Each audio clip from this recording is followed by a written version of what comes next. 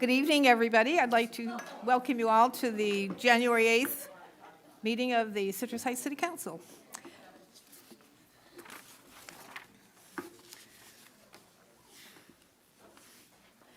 Our newest council member, would you lead us in the pledge?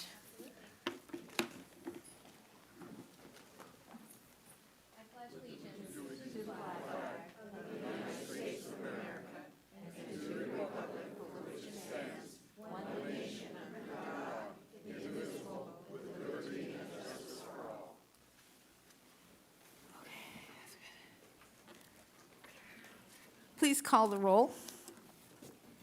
Councilmember Middleton, Present. Councilmember Nelson, Present. Councilmember Schaefer, Present. Vice Mayor Lopez Taff, Here. and Mayor Karpinski Costa. Present. Thank you. Video statement, please. This meeting of the Citrus Heights City Council is live and recorded closed captioning. It is cable cast on Metro Cable 14, the local government affairs channel on the Comcast and DirecTV Uverse cable systems. It is also live streamed at citrusheights.net. Today's meeting replays Monday, January 13th at 9 a.m. on Metro Cable 14. Once posted, the recording of this meeting can be viewed on the city's YouTube channel. Thank you. Next item, please. The next item is approval of agenda.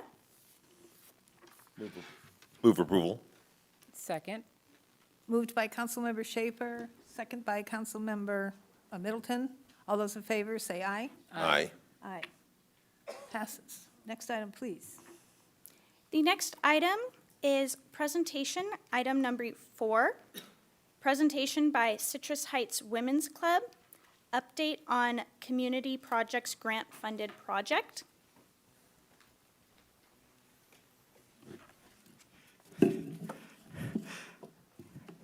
Hi, City Council members. I'm Jean Marie Welby, the immediate past president of the Citrus Heights Women's Club. The City Council had given us a grant for our Friendship Bag project. I remind you, the purpose was to distribute needed items to residents of Citrus Heights in a durable cloth bag. The project not only impacted the community, but it also impacted all who participated and were touched. It was really great to see every person who we shared about the project had excitement about it, a contagious joy about it, about being a part of what we were doing in Citrus Heights. It really did my heart good to see that enthusiasm. And some of our people were we partnered with the assisted living facilities, residents, staff, family and friends of the residents, Meals on Wheels participants and families and staff, and our Citrus Heights Women's Club members were a part of it. Even the retail staff who brought the items to my car from Sam's Club, the banker who I deposited the check from the city with, was excited about being a part of this project. And that even went on to the people I ordered the items from and those that delivered them to me. It really did our hearts good to see all that we could do and impact people. It takes effort to do something memorable for those who have limited connections outside of their home. And we saw that with the residents of assisted living, because a lot of them don't get out very much. And I saw smiles on people's faces as they experienced something bigger than themselves. And we can see that on the pictures that are on our PowerPoint.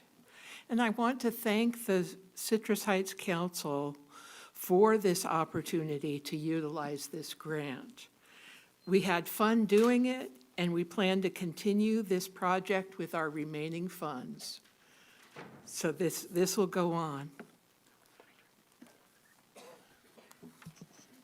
And I am Elise Splice, the current president, and president from a time before. We followed the model. What we did here, we didn't just make it up. We followed the model from a previous project from 2012 to 2019, when we made oncology bags for adult patients experiencing chemotherapy. Since we had a lot left over from that, we went shopping in our storage unit and helped to clean it out. And a lot of the things, okay, and the pillow, Pillows? the pillows, and then we also had blankets and a lot of personal items that we used. So we had a huge storage that, thank God, is empty now, thanks to this. So we were able to reuse a lot of the things. And this project promotes, as she said, community involvement and working with the facilities and the seniors who do call these places home. Okay, you're up again. No, I got mine, that's yours.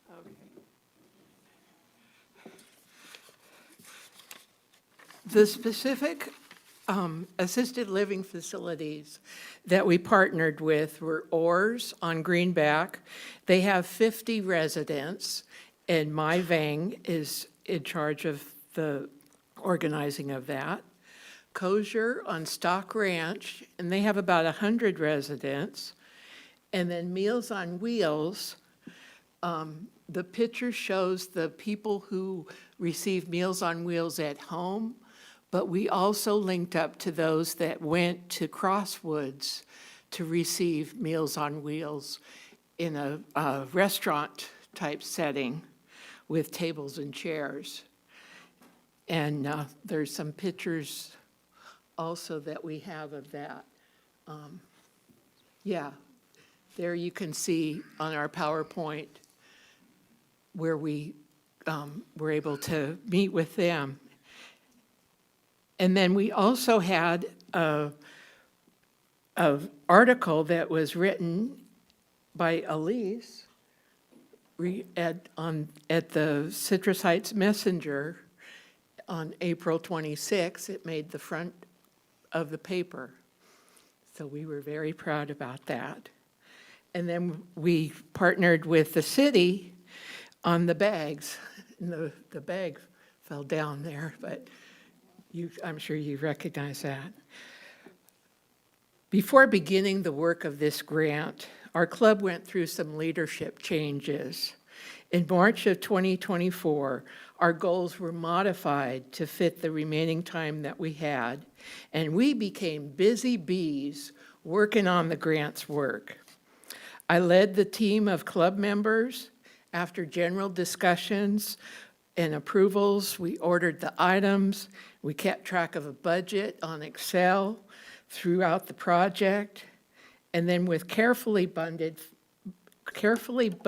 funds, we ordered customized products from 4imprint. Here's Oh, cool, the cup that we ordered with our logo on it. cool. Here's the stress ball Everybody with needs our one. logo. And here is the coaster we ordered. And we wanted things that were compact, small, lightweight, easy to give out, not anything difficult to give out. And that was really great to link up with 4imprint. And we also found out from 4imprint that they have future grants that might be a possibility.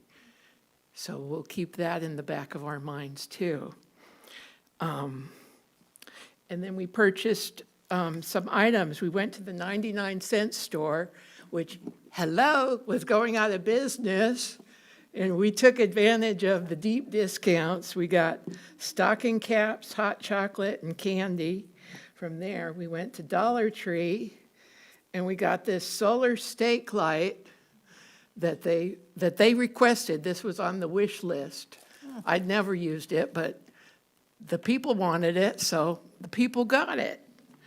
And then we also gave them coloring books and coloring and, different puzzles and games and stuff like that. We went to Sam's Club and got individual treats in bulk, and people would bring it out to my car, and I'd zoom on over to the assisted living and say, here it is. We got that through Amazon. We got the small stuffed animal keychains. And those were a big hit. And we continue these contacts, and we continue to ask our partners, what is on your wish list? What would you like? And people always love it if you ask them their opinion. What do they want? And we took in some donations. We had a member who loved paperback books and gave us a zillion of them.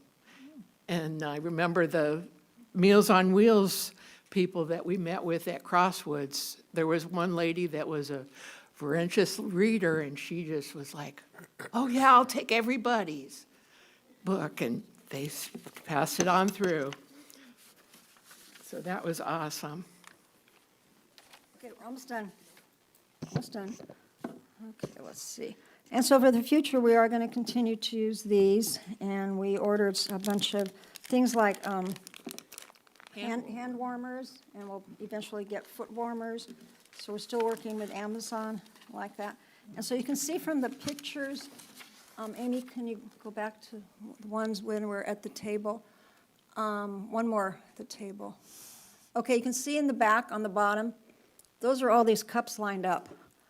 And we just zoomed through, we got everything organized, and then just a big line in all of these. So it was fun. And let's see. And so you can see the impact, and you can see, can you go with the happy faces again? There's some, let's see. Wait a minute. Oh, see one on the left, that's somebody we know. I think that's somebody named Carol Spiker? Yes. And see how happy they are. I mean, it was really neat to work with them, and we thought we were giving, but you know how that goes. Yeah. We were getting back more than what we were giving. So, and I feel that what we're doing, this specifically, we didn't realize it when we started, but fits into the whole thing with the community in the city of Citrus Heights and how they're working more and more. And I want to just mention it, especially now, because Natalie, where are you? Miss Natalie? I thought she was here. Okay, well, she is the president of REACH, and what REACH is doing is working with all the communities, and everything they're doing is to make the community stronger. And I just wanted to let her know that I appreciated what she's doing by going to Noosa and bringing back programs that are supposed to be strengthening our community, like the ice cream thing that she brought back. So I'm just really glad that what we're doing is also piggybacking off of what all the areas are doing. So, thank you. I think that's it. That's it. Thank you.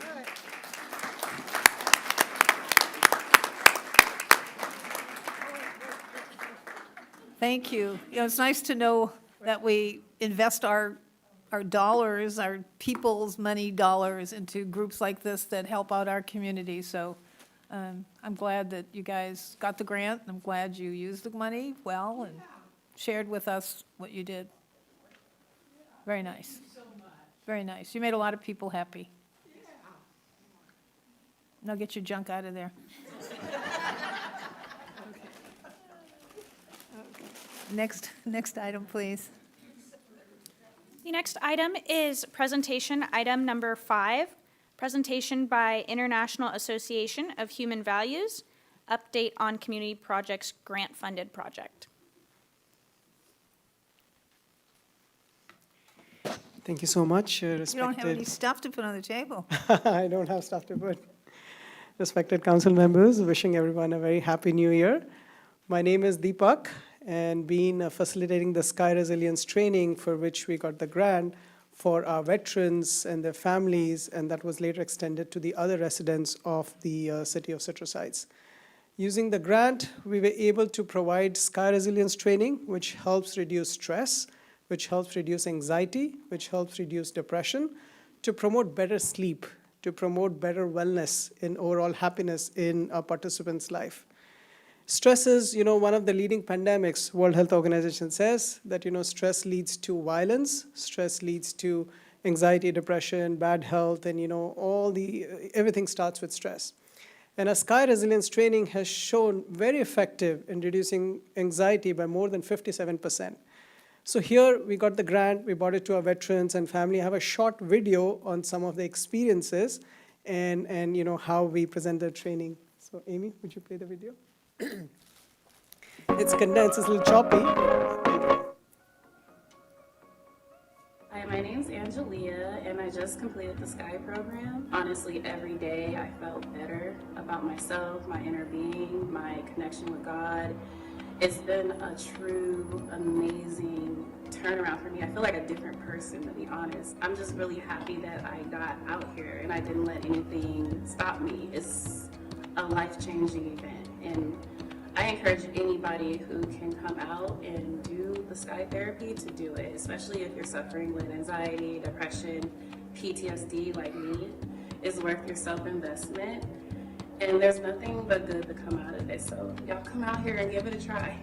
My name is Lori and participate in Sky training. It's a breathing and wellness training. The breathing techniques, I would recommend this training for everyone. Feel a deep love for others. My name's Jean Brown Seville, and we learned with this Sky lessons. It's, I think everybody should go through this. I'm Sharon Frost, and after practicing some of their repetitions, I was more able to feel love for others. Hey, my name is Howard. I think everybody should try this class. It may give you a different perspective on life.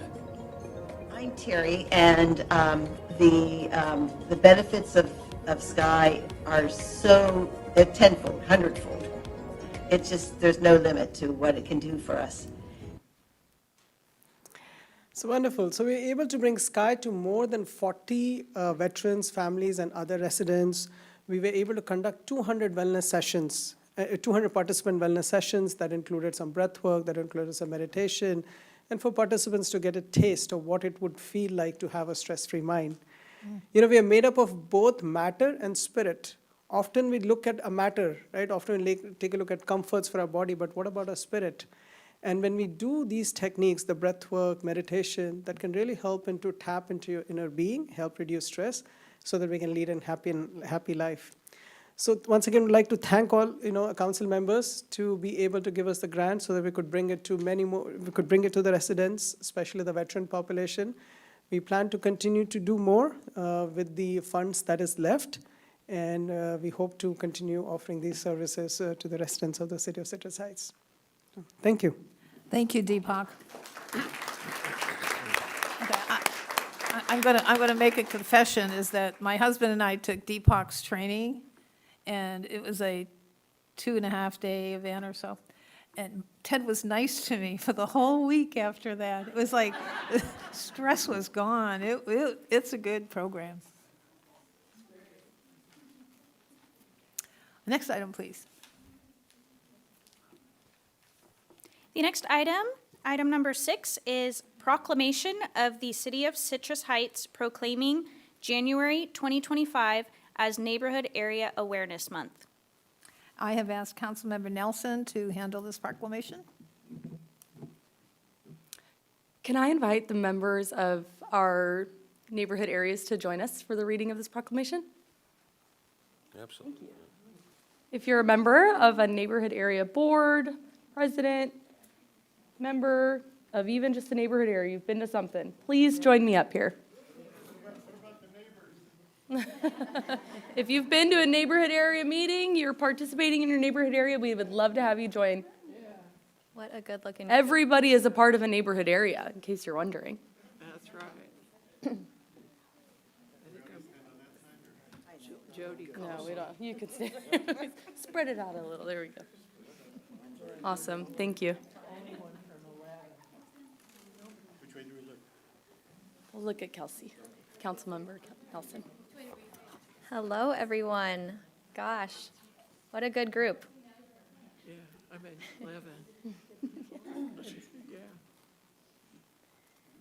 All right.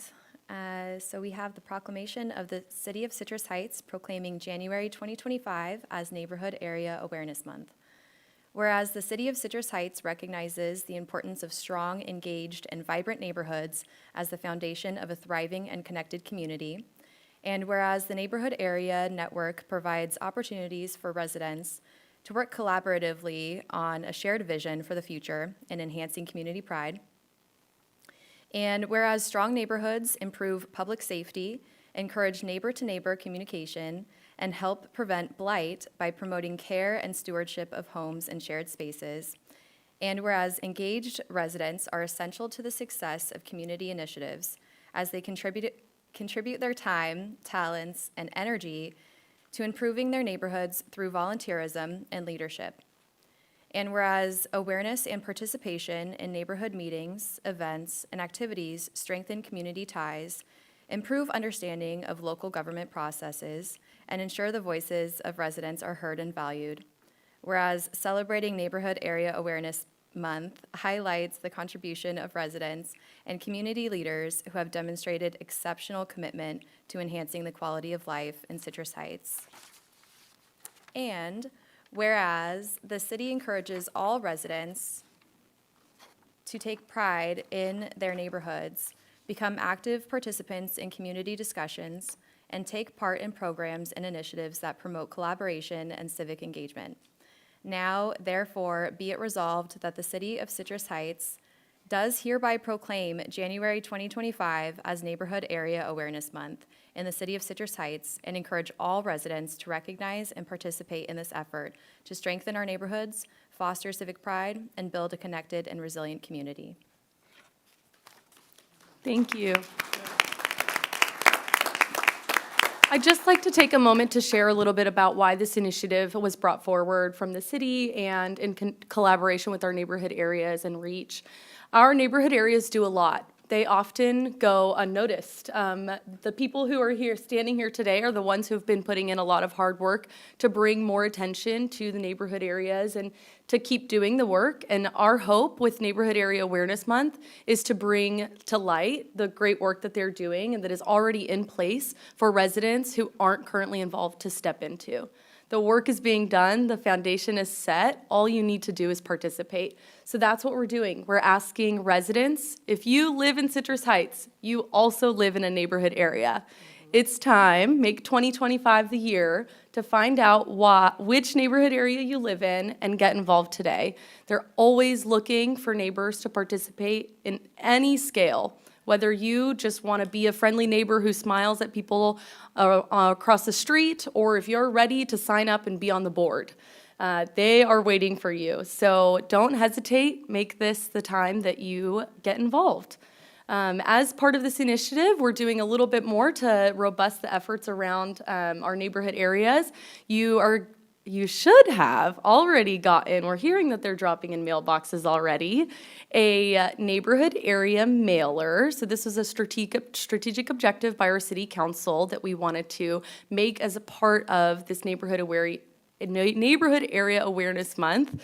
And every single resident and business, Councilmember Schaefer, is going to get or has already gotten a mailer just telling them which area they live in and encouraging them to participate. So if you want to grab that for me, Elise, this one right here.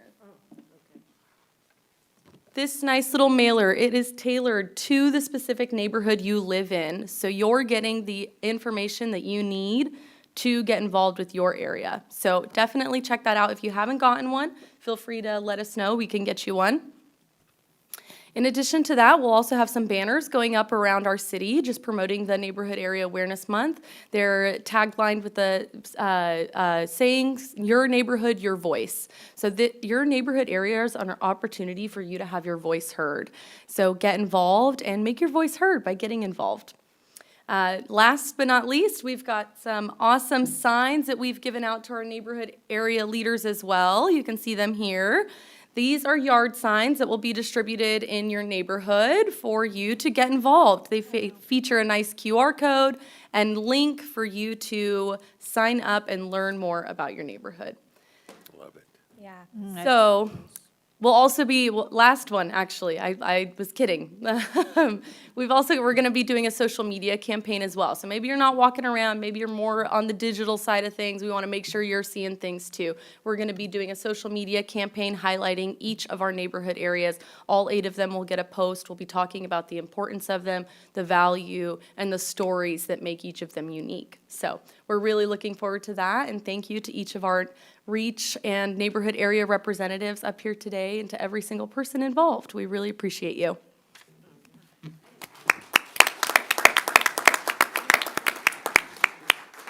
Is it picture time? Yes, Mayor, it is. If we could have everyone stay up here, we'll have council come down and get a picture with your proclamation, please.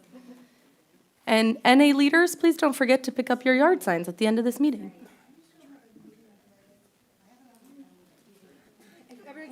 Towards the back for me. Yep. Just line up along the dais. Get real friendly so we can fit everybody in.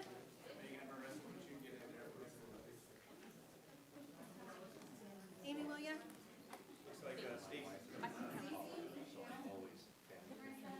Yeah.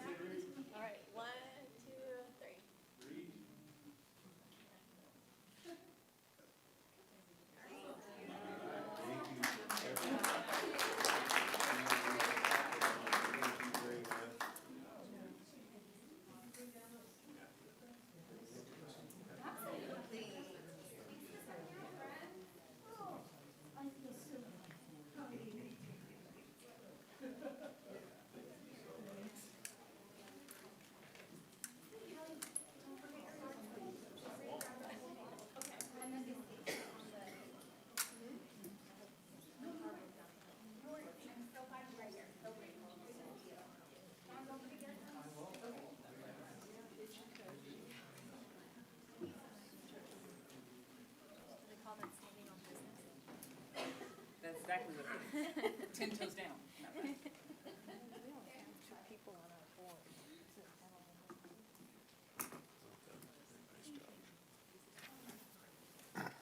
Okay.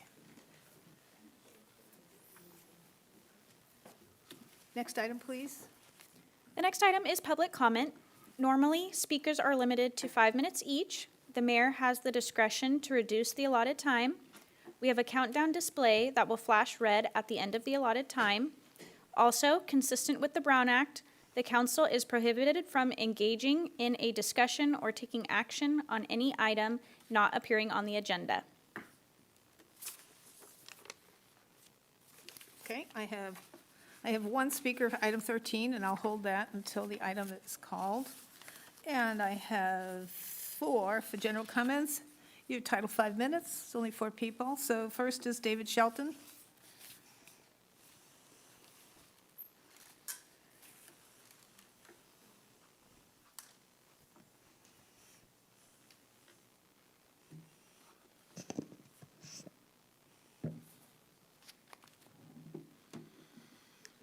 Mayor, Vice Mayor, and council members, my name is David Shelton. I was surprised by the change to a limited number of fireworks on New Year's Eve in the area I live in. It was not like the 4th of July, but I live in the southwest corner of the city, Area 5, with Fair Oaks about 800 feet to the south and Carmichael about 2,000 feet to the west. This change in activity leads me to propose 2 Kudo Awards.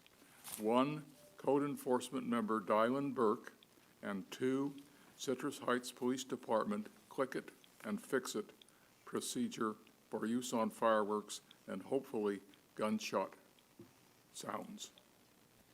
First, my review of co-enforcement. I met Dylan Burke at the police department. I outlined my issues for 3 houses on Brookcrest Way. One was a vacant house with weeds and general appearance needing attention. B was house was vacant, or house had fireworks on the 4th of July. All of it was in front of their house. There was no house number displayed on the house, and there was a large storage container in the driveway that had been there for over a month. And C was automobile repair was being done in a driveway with the car up on blocks in the dirt. Dylan provided me with his email, his cell phone number, and told me that if I ever wanted any updates or thought things were going different or he wanted just to know, give him a call. This worked perfectly. The conditions as they exist now is the first yard is now maintained. It looks like a house is vacant, but it's well maintained. The second house, where the fireworks are not available for lease, the house is now available for lease. There were no fireworks in front of the house on New Year's. And C, the cars under repair and on blocks are gone. Continuing now to number 2, Kudo. Click it and fix it. There were no fireworks in a small area near me, but in an unincorporated Fair Oaks and Carmichael, there were 4 fireworks. Fireworks are the ones, to me, that go up like 50 to 100 feet and then explode. And there were many, many, many gunshot wounds. Not wounds, just gunshots. It's difficult to determine when you're looking at something that's very close to you how far away the fireworks is, because light travels at about 50 miles a second. So something happening in Sacramento 35 miles away, I see that at the same time as something which is very close to me. They all occur in the same second of time because it travels 50 miles an hour, 50 miles in that 1 second. The gunshot locations are far more difficult to determine because they echo. Anybody who's done using rifles or pistols or anything, the echoes you can't coordinate it. You need real points to coordinate it. The gunshots are a serious issue because guns are pointed at the ground. That's the safest. The bullet goes in the ground. You're pointed at a tree. If you miss the tree, chances are there's a house behind it. And inside the house, hopefully there's no child in a crib or a parent walking or anything like that who's going to stop the bullet before it goes further into their house. And third is when they shoot it up in the air. That is the most dangerous because when you shoot it into the air, it has to come down. And when it comes down, it can last on your car, it can land on your roof, it can hit you in the shoulder, it could even hit you on top of the head, or it could come through the ceiling or through the roof and into a crib for a child. So the issue for bullets is not the noise, it's what they do. So in summary, I want to thank the council for allowing me to present my ideas. Thank you. Thank you, David.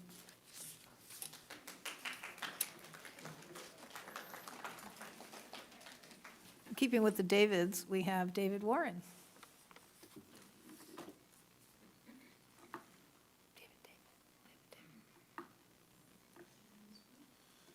Good evening. My name is David Warren. I've come here tonight to request that the city reinstitute several days a year for the collection of hazardous waste.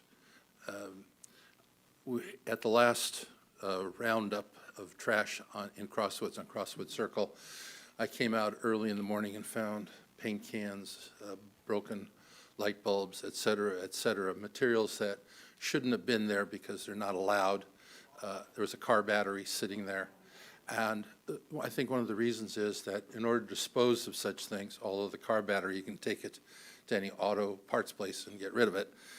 Some people are too lazy to do that. But the paint and other materials like computer motherboards, that kind of thing, laying on the ground, which should go over to the Northgate disposal area. people just aren't going to drive there. Historically, we had 3 times a year over the Sunrise Mall, and we were able to dispose of old bulbs and things like that. We're not doing it anymore, which is encouraging people not to properly dispose of hazardous waste. It is problematic that we are encouraging hazardous waste to go into the trash. Just think about a light bulb, the old CFLs, the old compact fluorescent light bulbs. They're burning out at a rapid rate, and now there's no place to get rid of them. There was a time you could take them to Home Depot or Lowe's, and they would dispose of them. They won't do that anymore. For people who have fluorescent tubes, there's no place to dispose of them as you used to be able to do. It's a danger to the community, and I think that we should sponsor that type of clearing 3 times a year at a site that the city can control, so we can safely reduce hazardous waste going into the trash. Thank you very much. And next, we have Alfred Sanchez.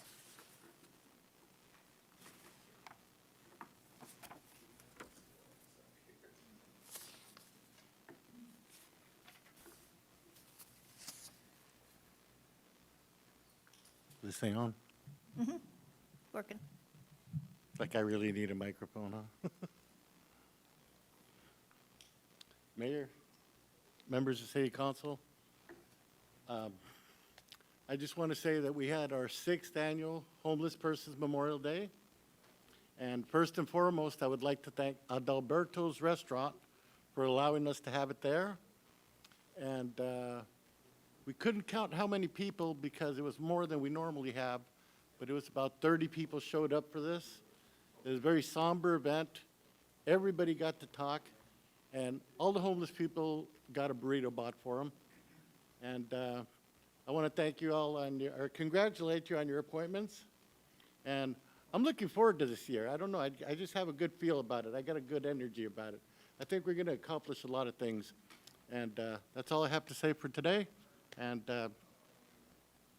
I'm Alfred Sanchez. Did I say that? Bye, guys. Thank you, Alfred. Hang on. Next speaker is Colleen Kawaladag. Colleen, how do you pronounce your last name? You know, I've seen your name 100 times in print, but I just had never say it out loud. So very easy. Cadwallader. Syllables. Cadwallader. Okay. You can do it. How about just Colleen? Come on, Mayor, you All can right. do it. Good evening, Mayor, Vice Mayor, council members. I'm Colleen Cadwallader of the San Juan Education Foundation. I'm the executive director there. I'm here this evening to thank you so much for the $10,000 nonprofit community support fund given to the foundation late last year. Most importantly, I'm here to give you a quick progress report as well as to invite you to join us and get involved. With a mission to harness the combined power of philanthropy and partnership to propel student achievement and enrich the lives of educators, these funds will help us bring our community, school, family support project and $1,000 to 9 Citrus Heights schools. Schools are already busily planning how they're going to spend this $1,000 to support a new or elevated family and community engagement strategy. These strategies will be culturally responsive, collaborative, and interactive. They will build upon our families' strengths, creating trust between schools and families, and offering families a better understanding of how to support their students' learning. At Grand Oaks Elementary, April Art Night planning is underway. At Skycrest, funds will be used to purchase new books in languages other than English to support an open library school concept for preschool families to utilize. Carriage Elementary will be piloting Family Math Fun Days, and Kingswood is planning its first ever multicultural night. We invite you to join us in building a stronger community through family and community engagement, and we'll keep you informed as these projects come to fruition. Thank you so much. Thank you, Colleen. Our next speaker is Scott Kinderwater.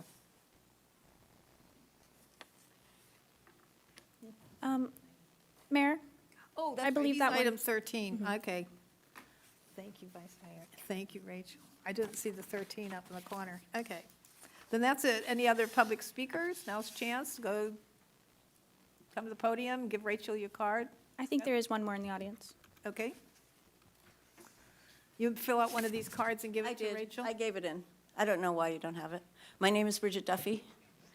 Oh, I did see that. Wait a second. Got thrown to the pile. There you are. Yeah. I'm sorry.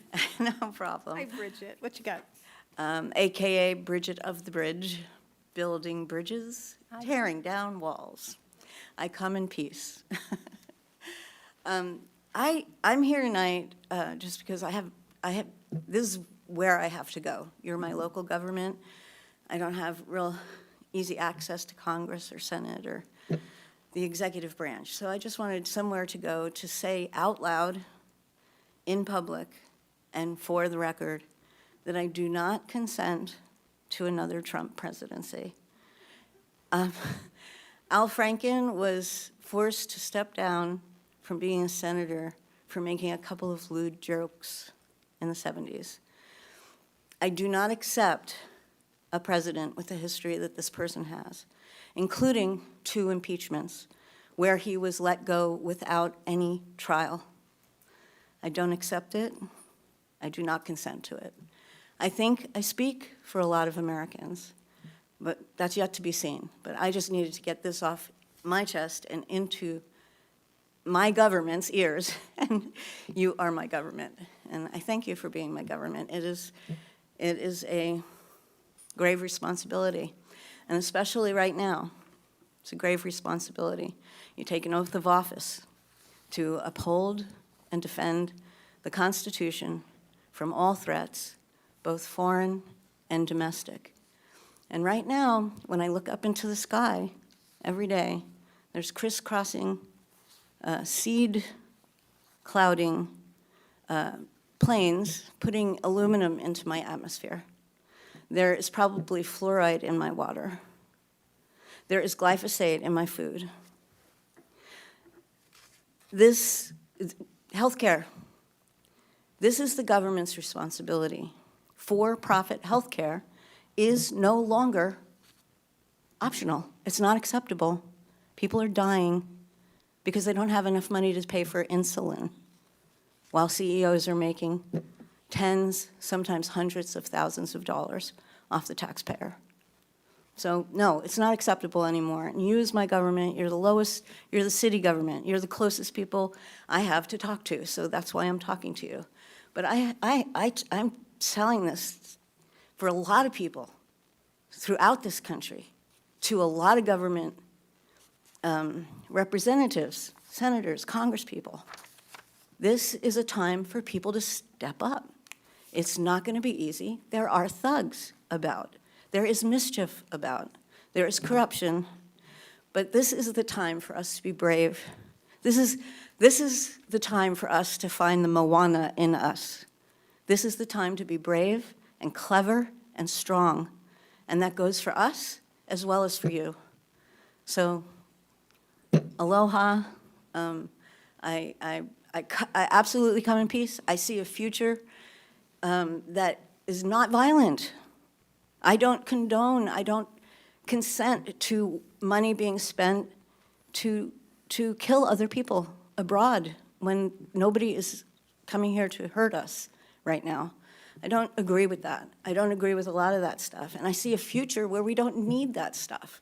We don't need to have wars for oil at all because we have other energy sources. And those other energy sources are leading to a whole new economy, you know, that has been plagiarized by nefarious people. But a whole new economy is absolutely possible.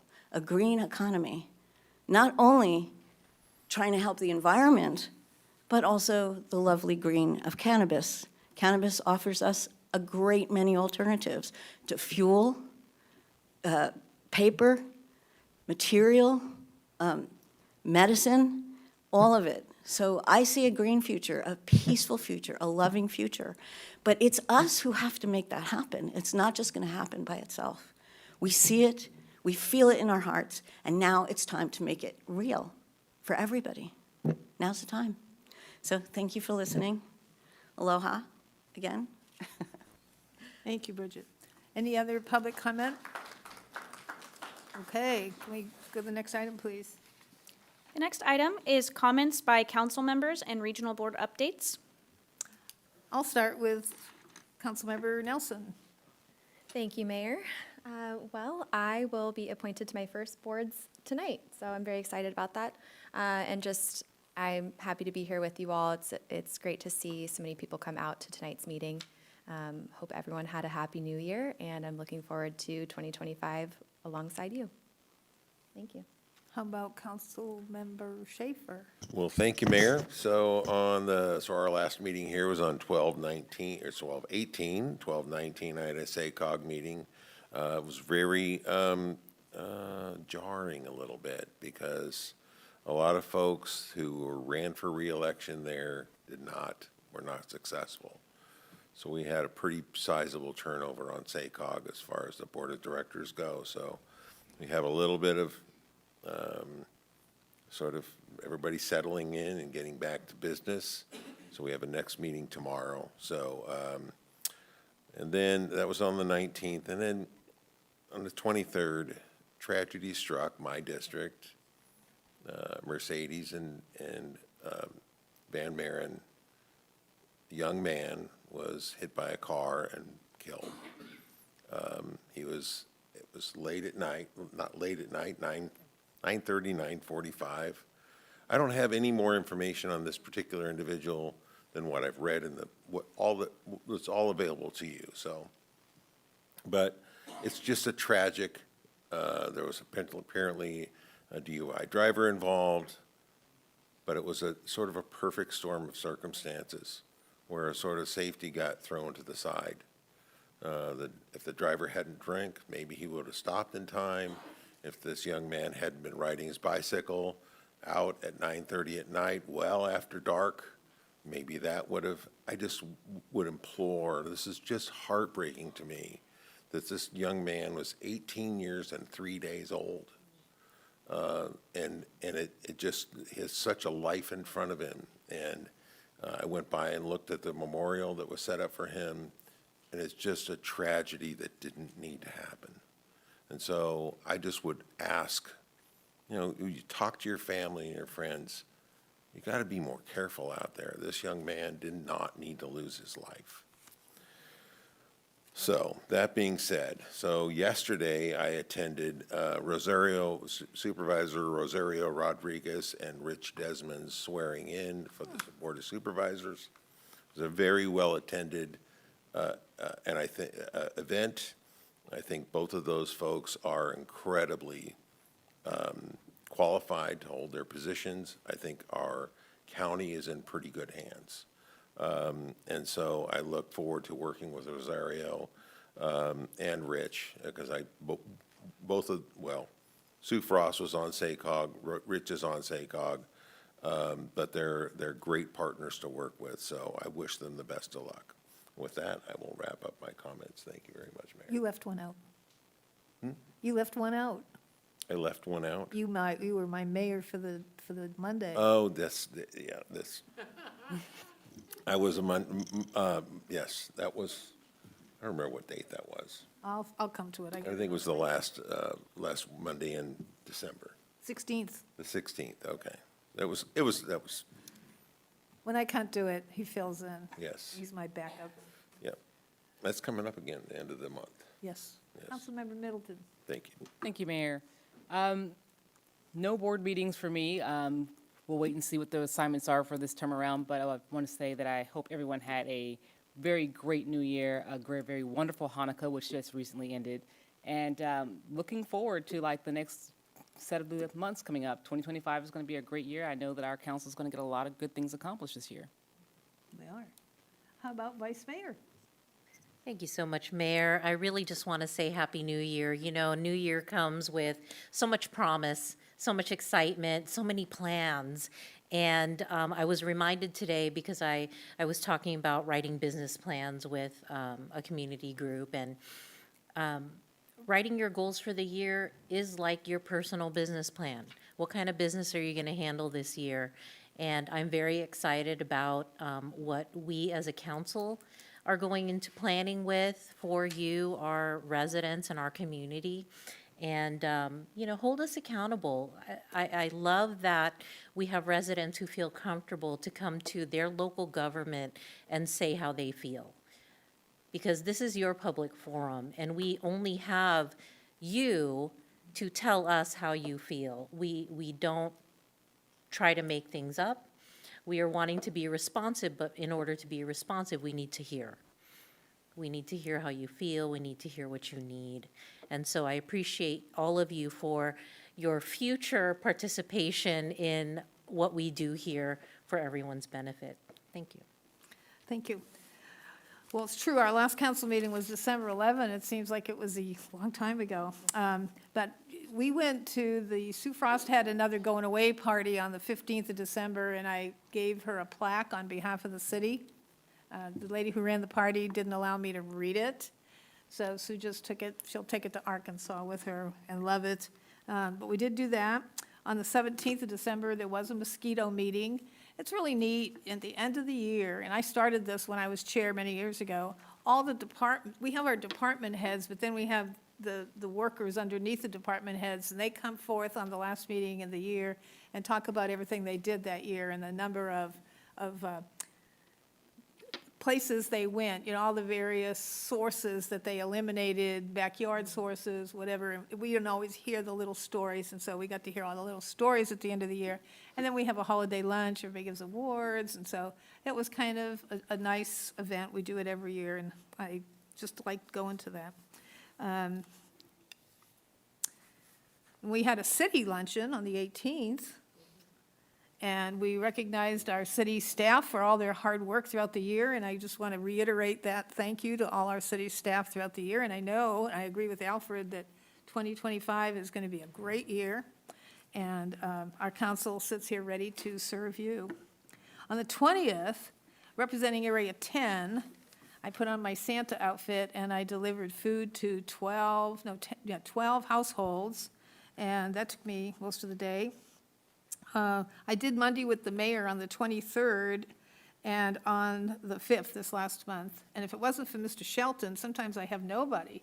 So it's an opportunity if you are shy or you want to get information. If we can't give it to you that day, we at least find a place for you to get the information. And so on Mondays from 9 to noon is Monday with the mayor. Stop by, have a cup of coffee. We're right in a little alcove off of the main, as you come in the main doors of City Hall. If I'm not there, then I ask him to fill in. Take advantage of the opportunity to have informal information any way you can. Sometimes people come and give kudos. Sometimes people come complain. We find a way to make you happy. On the 21st, what did I do? Went to the Citrus Heights Marching Band had a holiday event. These holiday events are nice because we get to thank people for their year of everything they did, and we love our marching band, so we did that. And then I had a Zoom meeting with Regina, head of our general services, to meet with a woman who is in charge of the CABT, Coalition Against Big Trucks. So there's legislation pending in Washington. It doesn't have a bill number yet because they have new people, so the bill has to be reintroduced this year. As it was introduced last year, we'll get a new number. And it allows trucks to go from 81,000 pounds to 91,000 pounds, and this is a big difference in tearing up our roads. So there's a coalition that's nationwide, and she has a list of everybody that supports her. Right now, the bill does not have a number. When it does, we'll probably take, or at least discuss, having a unified force against it from our city. Most all the cities are against it. League of Cities is against it, and to me, that's good enough. But she points out different accidents that the trucks cause. Then we have issues with, the weight of the trucks, the weight of the batteries, the weight of if you have electric trucks. whatever. So anyway, that's more to come on the big trucks. But it's scary to think that a truck that size could be traveling down Auburn Boulevard on its way to try to avoid the way station. This morning, I had a sewer meeting. I am now the chair of the sewer, which is why you're just the alternate. She wanted the sewer. But the things that one thing that was brought up today is we increased the rates, as you know, last July. And as the rate went up, the board decided we should also increase the amount we give for the Lifeline assistance, so that the people who qualify, low-income people who qualify for rate assistance with SMUD or PG&E, also qualify for rate assistance with sewer. And so what would that do to our budget if we did the outreach, like the staff was directed to increase outreach. So if we did the outreach, what would happen to our budget if we did that? And we have a little bit left in the budget to use, but if everybody that could qualify under SMUD were added to the sewer, it would be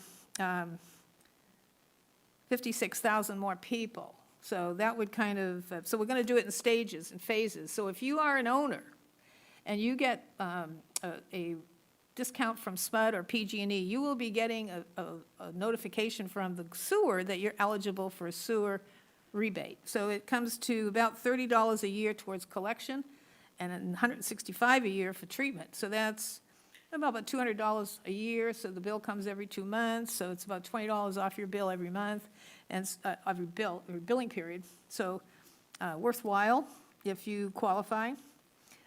Right now, the renters, it's hard because even though you may pay rent that includes the sewer bill, the bill's not in your name. So at this point, you don't qualify for any rate assistance. But we're going to work on, that's phase 2. We'll work, when we get to phase 1 squared away, then we'll work with phase 2. All this money is not funded by ratepayers. It's funded by our non-rate, non-fee money that we get, interest from investments, whatever. It's not funded through ratepayers. So I think it adds another $1 to $2 million to our budget. And other than that, that's it for me. Been busy. I'm still busy. I like it that way, though. It's good. Okay, our next item. The next item is consent calendar. Items number 7, approval of minutes. 8, second reading ordinance amending Citrus Heights Municipal Code, Chapter 42, floods. Item 9, on-call solid waste consulting services, Project GS 2024-13, award of contract. Item 10, resolution adopting amended salary table. And 11, neighborhood improvement partnership grant, Neighborhoods USA conference attendance policy. Would anyone like to pull any item for separate vote or discussion? Seeing none, we'll do a motion. I'd like to move approval of the consent calendar, all items on the consent calendar. I'll second. Motion by Schaefer, seconded by Nelson. All those in favor say aye. Aye. Okay. Moving along. Next item, please. The next item is item number 12, multimodal impact fee addendum, and this is a public hearing. Good evening, Mayor, Vice Mayor, City Council members. Regina Cave, your General Services Director, and with me is Casey Kempenar, Community Development Director. This item before you this evening is for consideration of an addendum to the Multimodal Impact Fee Nexus Study. So some background on this item. The city adopted the county's development impact fees, including roadway and transit, following incorporation back in 1997. Those fees actually had been in place since 1998 and did not have indexed to COLA or to increases. In 2022, council adopted a multimodal impact fee nexus study. This was to evaluate looking at current and forecasted land uses and streamlining some of the categories that we had at that time.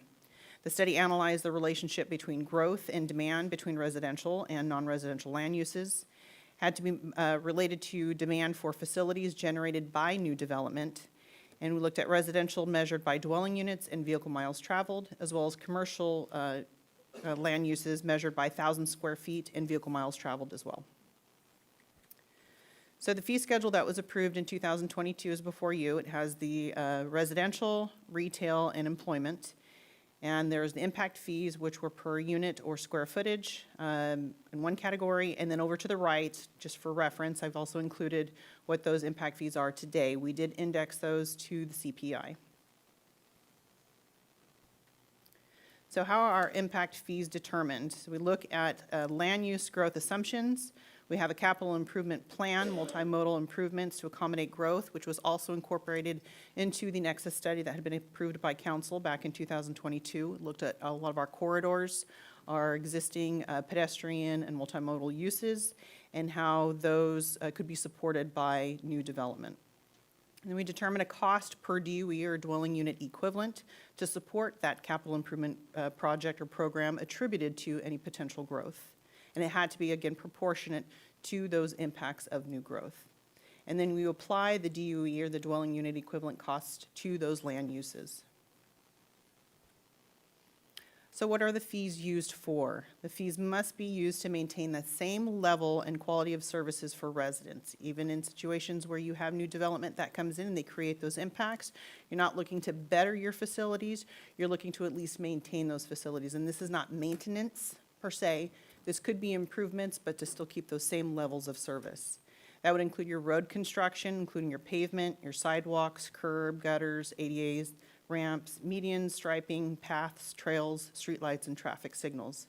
Now, going back, I'd mentioned roadway and transit. At that time, we decided to consolidate our fees into what we call a multimodal use to anticipate future uses and future demands on our facilities, since we are trying to move away from just roadway and transit and trying to incorporate all uses of transportation.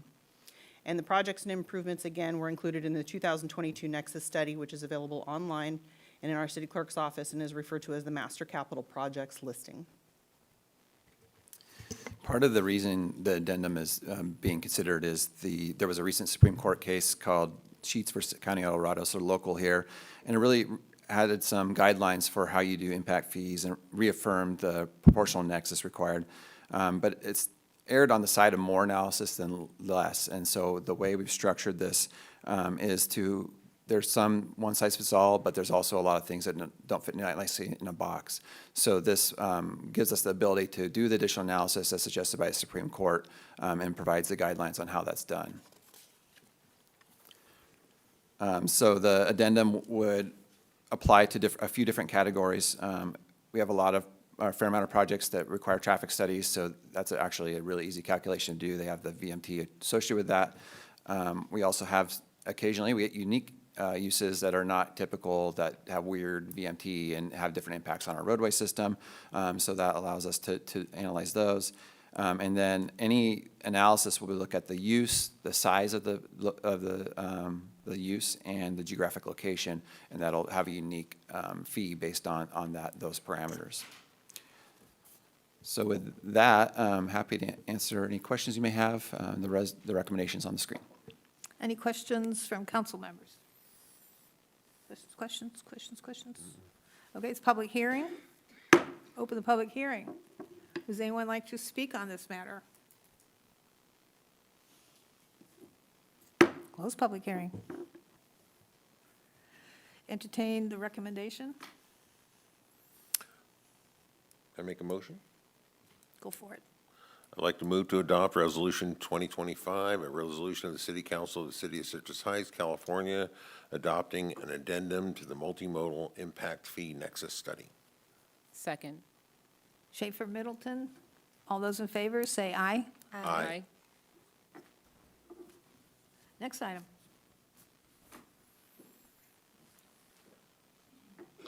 The next item is on regular calendar, item number 13, city boards and commission appointments. Okay, so I have one speaker for this, and I'll call him up, to Scott Kinderwater.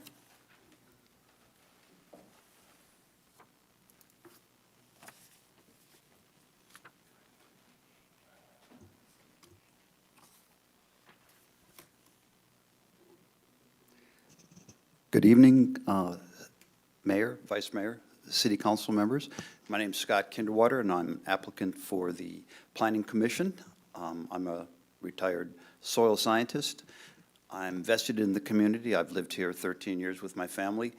I work a couple of days at the Oars, which was presented earlier with all those great photographs from the Women's Club of Citrus Heights. I work in engagement one day, and then I'm the activities bus driver, and today was the highlight of my week. Wednesday is when I drive the seniors throughout Citrus Heights on a scenic drive. I feel that I could contribute to the Planning Commission, and thanks for this opportunity to introduce myself. Thank you. Okay, Mayor, who's saying mayor? over here. I also have one written public comment, which I could read now. Please. Or following, okay. This written public comment was submitted by Andrew Saunders, and he states, "It was my honor and privilege to run for the City Council District 1 seat in 2024, and I congratulate Kelsey Nelson on being the newest council member representing District 1. I value greatly the experience afforded me while running my campaign, as I made many new friends in this city and created important relationships in the Sacramento region. I also learned a lot about how the city currently operates, giving me a strong desire moving forward to serve it in any capacity. My request to you tonight is I would like to be considered for an open planning commission seat. My 30 years of successful small business management and the hundreds of large telecommunications projects seen through the completion should be considered as very valuable experience in my request. Also, the fact that I am retired and will be able to devote my full energies and efforts to the success of our city. I love this city and would be greatly honored to be appointed to this planning commission seat. I also want to wish all of the members on this city council well and look forward to the continued progress and the positive direction our fine city is currently heading. Thank you." Is that the only one? Okay. And good evening, Mayor and City Council. Amy Van, City Clerk. So I'll just briefly provide an introduction of this item. So several Planning Commission and Construction Board of Appeals seats expired as of December 31st of 2024. The city accepted applications from November 7th through December 13th. We received a total of 17 applications. Two of the applicants also applied for they applied for both the Planning Commission and the Construction Board of Appeals. So tonight, there are 4 positions to be filled on the Planning Commission, 2 of which are individual appointments of Councilmember Schaefer and Councilmember Nelson, and then 2 at-large appointments. And then there's also 3 seats on the Construction Board of Appeals with the 2 applications that council may consider. I do recommend the Councilmember Schaefer and Councilmember Nelson announce their nominations, their appointments, make a motion and take a vote on that. And then I have a spreadsheet that I can share with council and request that each council member provide their top 3 candidates from the list that's remaining, and then for consideration for the at-large appointments. And so it'll tally the results, and then the council can deliberate and discuss the nominations at that point. Is that it? Yes. Okay. I was just going to take subsection C first. This is the Construction Board of Appeals, and my question is, because I know that one candidate asked if he could be on both, but my question is to city manager, do we need that commission? Is this something we can do to get rid of it? You know, it's a commission that's an appeal board that I don't know that we've ever used. And we've looked into this because of just the fact that we haven't really utilized it, what other cities do. And most cities handle it as more of an ad hoc basis. So, for instance, there was a recent building in Marysville that had the fire. They pulled together an ad hoc committee of building officials throughout the region. They're experts in that area to kind of talk about matters that would be heard through a Construction Board of Appeals. So there are other methods that may be more effective, candidly.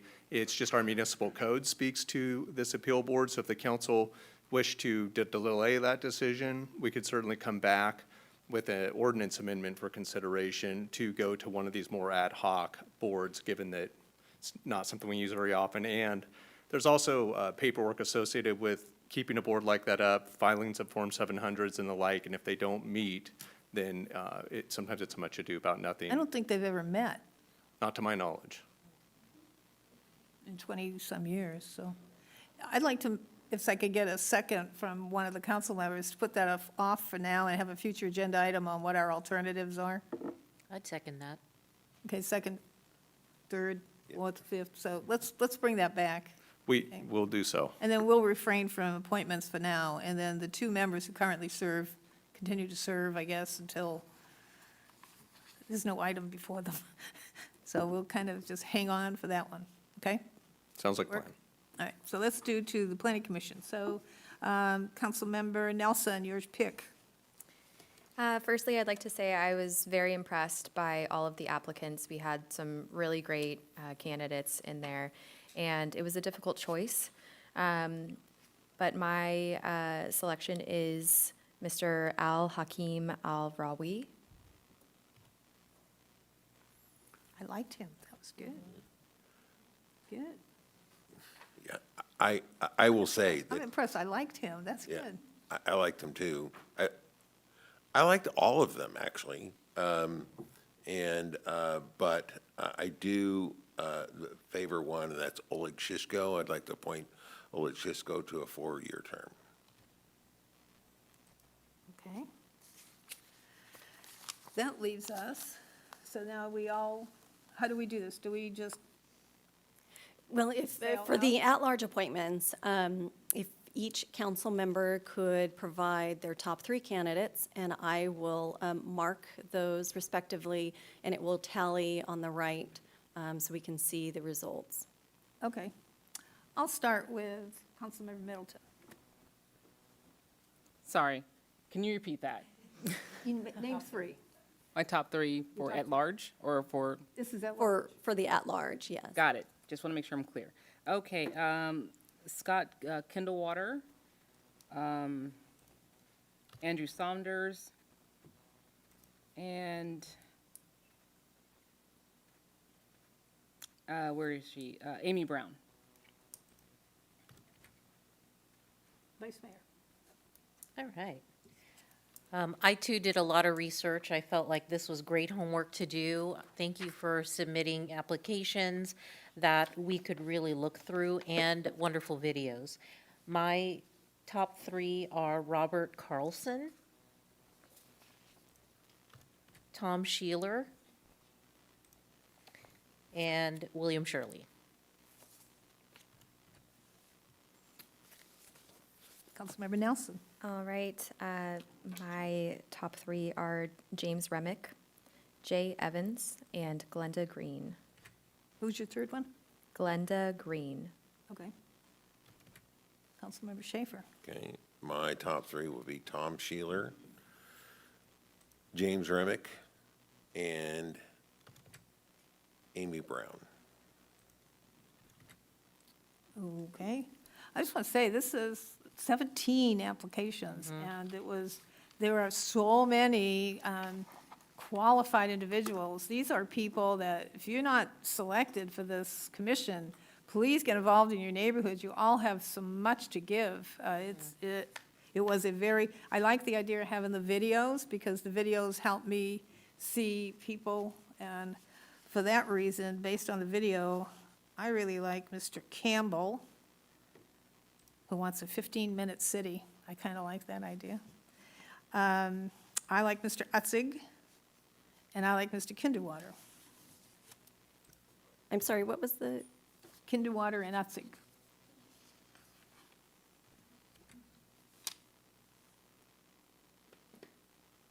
We have time.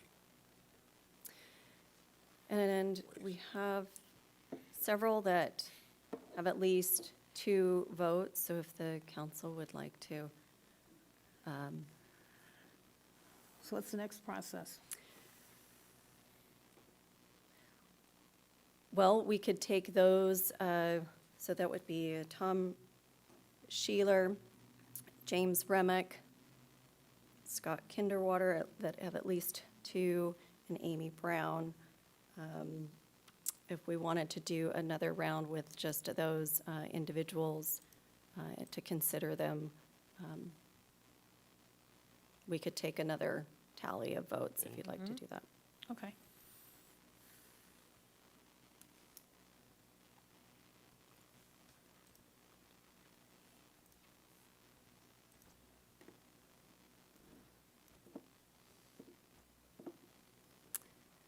And again, it's up to the council if you'd like to, again, nominate 3, or would you like each council member to nominate their top 3 from this selection to narrow it down?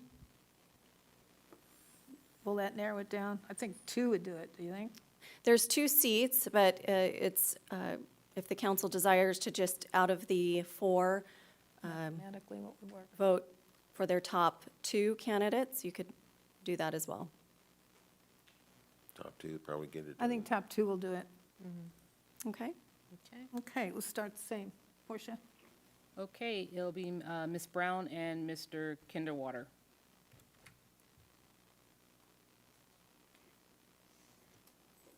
All right. I will vote for Tom Sheeler and Mr. Kinderwater. Kelsey? Mr. Remick and Mr. Sheeler. Mr. Remick and Mr. Sheeler as well.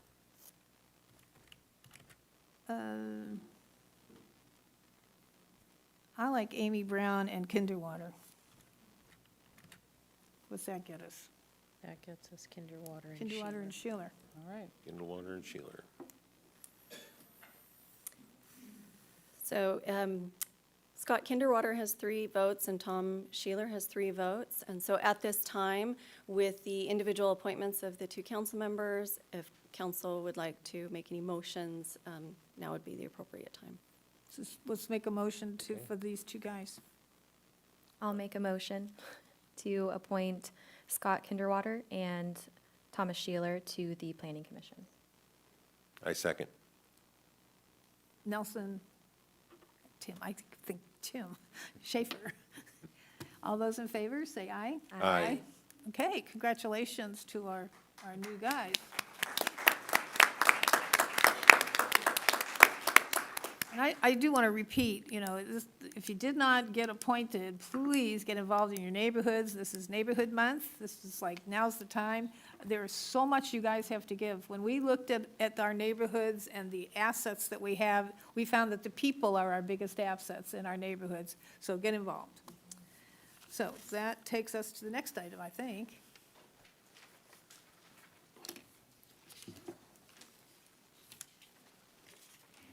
The next item is item number 14, appointments to regional boards and committees. And again, good evening, Mayor and City Council members. So each January, the City Council considers appointments to the regional boards that are made by the mayor each year. Before you tonight, I have provided an overview of those council appointments to the various regional boards and local entities and 2x2 city council committees, ad hoc committees, as well as representative on the finance administration and quality of life. Several of these regional boards do require a resolution confirming the appointments, and so tonight I have prepared a resolution confirming the attachment that was provided in your staff report that outlines the appointments that you see here before you. And so I'm happy to answer any questions. Any questions for Amy? Okay, so, I see, so the resolution is for everybody at one spot. Correct, yeah. I consolidated it to one resolution confirming all appointments, but it was necessary for those boards that required formal action by the So just for the purpose of the public, I wanted you to know that this last year was on the consent calendar, and this year I wanted it on the regular calendar to let you know that our council distributes itself throughout the county on regional boards to participate in our regional, what goes on regionally. just so you know, that we don't just come twice a month to sit here, that we are out busy. A lot of these boards require a lot of spare time. In making decisions, we ask the council members to choose their preferences. I have tried to give everybody their preference where possible. And then my other consideration is to try to leave consistency on the board so that, Council Vice Mayor Lopez Taft, last year she made an impact on her boards, and it would be good to keep her there if she wanted to be there. So because the consistency on the boards leads to, you know staff, you know the issues, and so I kind of keep people there. So if there are unhappy campers, I'm sorry, but that's the way I did it. So, okay, so we'll start with the Sacramento Local Agency Formation Commission. I am the alternate. The lead person is Galt. So I will go to those meetings, and if Galt isn't there, I'll be there. So that's a 2-year commitment. So it goes Galt, and then Citrus Heights will be the lead agency 2 years from now. Not the lead agency, but the lead city. The cities rotate going to that. Sacramento Metro Cable Commission, they don't meet as often. I think they meet 4 times a year. Portia, do they? That's great. You've been on there before, right? Yeah. So I put Portia there with Lopez Taft alternate. Sacramento Public Library, Mary Jane, you did a good job last year. Continue the good work with Portia as alternate. And it's really important, if you're not going to be at a meeting, that you let your alternate know, because I've been to some where Sac City doesn't send an alternate and there's no quorum. And then it's really upsetting to staff of these boards not to be able to conduct business. So, so please, if you cannot attend, that's why you have an alternate. Ask them as best you can to go. With sewer, I know you wanted that, Kelsey, but you'll have to wait till I'm not there because, plus, I'm the chair this year. So, but I think they send agendas to all the alternates, so it's good for you to keep up on the agendas. STA, you're going to get that one. This is the one I've been dying to dump on somebody, and so I will help you. Regina will help you, and so we'll get through STA, okay? It's a tough one. SACOG, Tim is doing such a great job, and you work your way as you sit around this big, giant table of, 29 people? There's actually 31 board members. They don't actually rotate around the board. You just pick your own seat when you go. Oh, okay. Well, when I was there, it was like you moved up as you got seniority. Yeah. But I will say, I do want to comment that it is really important to develop relationships with other board members and staff on these boards. So if we're changing a lot, it's really kind of cumbersome to really, and it takes, especially SACOG is a very, they handle complicated issues there, so definitely. And SACOG is kind of tied with regional transit for a lot of their work, so Tim wanted regional transit, he got it. Portia, you get in Sacramento Metropolitan Equality, because you've been on that, and you did such a good job when you used to do your reports. I used to be in the audience watching your reports, and I used to be on that, and I love that. That is a great assignment. Well, we'll see how that works out. I actually have a conflict, and I was trying to work that out. So maybe, Tim, you might have to be attending a good number of those meetings. You can go by Zoom. You can Zoom them. They prefer the people who live in the outlying to Zoom in so they don't pollute the air. Anyway, Sarah Aquino is the chair this year. Oh, yeah, I know Sarah. Okay, so talk to Sarah. Maybe, you can figure out some way to do, if that's impossible, then we can probably work out something else. When does that meeting take place? Gosh. 9:30 in the morning, I think. The air quality is the 4th Thursday of the month at 9 a.m. Right, yeah. Can I change it and put Kelsey on as the alternate? That would let her go to air quality if Portia can't make it? Would that work, Portia? Yeah, Okay. that sounds, fine. Okay. Okay, so I want to change that to put, So Councilmember Nelson is the alternate on the air quality board. yeah, you don't need to go. Okay. Okay, and then the Homeless Policy Council is Lopez Taft. Education 2x2, I'm going to duke it out with Tim. On the Parks and Rec, I'm going to duke it out with Nelson. Now, we won't be duking, it's a fun little thing. SAC Fire, Mary Jane, you wanted that, you got it. And I put Pusha there with you. And then Marketplace is it one person goes to the Marketplace or two? Do they two go? When Brett and I were assigned, he liked to go because he was the primary previously. And, you know, again, in building relationships, we both went, but either one. Okay, one or both? Yeah. Okay, one or both. And then Finance is me and Tim, and Quality of Life is me and Kelsey. Is that okay with everybody? Then if not, if so, let's do a We need motion. a motion. Yep.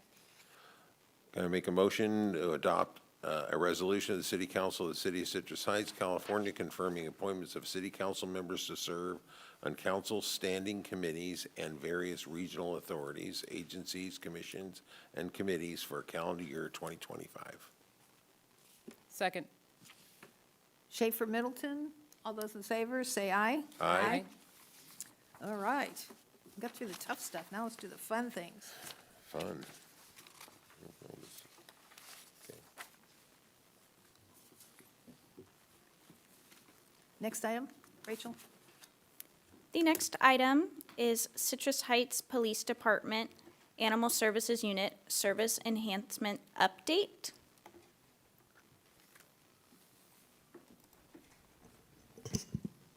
Happy New Year. Thank you for having us. Good evening, Madam Mayor and members of the council. I'm Tiffany Campbell. I'm a police services manager at our Citrus Heights Police Department. It's my pleasure to present to council, along with Police Services Supervisor Deborah Miller. Supervisor Miller is the Animal Services Supervisor, and tonight we are here to provide an informational report in response to community feedback and to present an Animal Services Unit update on some specific focus areas and to present on focus areas, as well as highlight our Animal Services Unit's accomplishments and future goals. As some folks know, we've suffered great loss this past year with the passing of one of our teammates. But our team is resilient, innovative, creative, and most importantly, caring and compassionate. We are very compassionate with the animal services work that we're afforded and that we do together as a team. With this informational report, there's no fiscal impact or action associated, and it is a council strategic goal. And I will now be glad to turn it over to my colleague, Supervisor Miller, and we appreciate you taking the time to read our comprehensive staff report that we submitted as well. Police Service Manager Campbell, we have the podium between us, so I can't get an iMessage to you. Someone moved it, but I just have a couple of quick comments I want to make on the strategic objective, if I may. Yes, sir, I didn't see. I That's apologize. okay. It's hard to see through this thing. But I just wanted to speak to one item for clarification. This strategic objective that Manager Campbell just spoke to was adopted at the last strategic planning retreat in March, and it was talking about enhancements to animal services. Since that time, we have purchased a property that we closed on October 31st of 2024 on Old Auburn Road. And we've talked about a vision for some additional enhancements to animal services potentially at that property as well. The focus of tonight's report is really over the course of what's happened over the last year and the enhancements that have been made that when this council objective was adopted at the last retreat, that was the vision. This property was something there and above, and it's something that we're still vetting out and talking about, and I'm working with our executive team as well as our other staff on some options that we'll present to council and discuss in greater detail at our upcoming March strategic planning retreat. So I just want to make that distinction that what you're hearing about tonight are the enhancements to the existing unit. We're not here to talk about the Old Auburn Road property. We're not there yet, but we are going to be having that discussion. First discussion we'll have is at your strategic planning retreat. So I just want to make that clarification. Thank you. Thank you, sir. With that, I'll turn it over to Supervisor Miller. Thank you, Manager Campbell. Good evening, Council. I'm Supervisor Miller. It is my pleasure to update the Council on our service delivery enhancements since contracting with the Bradshaw Animal Shelter this past September. I would like to share the added benefits to better support our animal community members. With moving to Bradshaw and the contract, we have access to a local shelter where an ASO, which are animal service officers, can quickly process their animals and redeploy them back into the city. Having a 24-hour call center allows call takers to take detailed information from a reporting party that quickly uploads into the new animal and tracking software system. It comes with 2 dedicated vets, an on-site hospital, which is different than the previous contract that we had with Placer. It also allows us access to local adoptions, fostering, and Bradshaw has a robust volunteer program. Additionally, over the last 12 months, our staff has accomplished some great, wonderful things that I'd like to share, such as Chip Chip Hooray. That's a great, Great banner. great banner. We are extremely proud to have the support and generous donation of microchips donated by our very own mayor, Dr. Jana Karpinski-Costa, for our chip event and the ongoing free chipping that we provide to our citizens. Local kennel dedicated for our patrol staff, which is something that we added this past year, which minimizes animals going to the shelter and keeps the officers in our city. We also transitioned staff to County Animal Control radio channel, integrated the new software system Chameleon, as well as the new intake shelter process. We worked with a local nonprofit for a special TNR operation with 40 cats, which was a great success. Council requested staff to research and provide an update on TNR. And I would like to go over what we discovered and what we found out. So what is TNR for the folks in the audience that has not heard of TNR? That is a trap, neuter, release. It's a humane method for managing feral cat populations by trapping, spaying, neutering, providing aftercare, and returning to the field. Who did we contact and who were the participants? They're listed there, 11 animal services agencies we personally reached out to get feedback. What was the outcome? Well, it was 10 out of 11 agencies that unfortunately do not have sponsored TNR programs or dedicated TNR staff. Challenges cited is it's labor intensive, cost prohibitive. It's approximately $120 per spay and neuter appointment with limited infrastructure. What was interesting, and Rancho Cordova was kind of the outlier out of this 10 out of 11, being the only one that offers an outsourced solution for TNR services utilizing a nonprofit 501c3 organization that's supported by Measure H and R. These measures have assisted with the funding Rancho Cordova's Community Enhancement and Investment Fund. Save time, report online.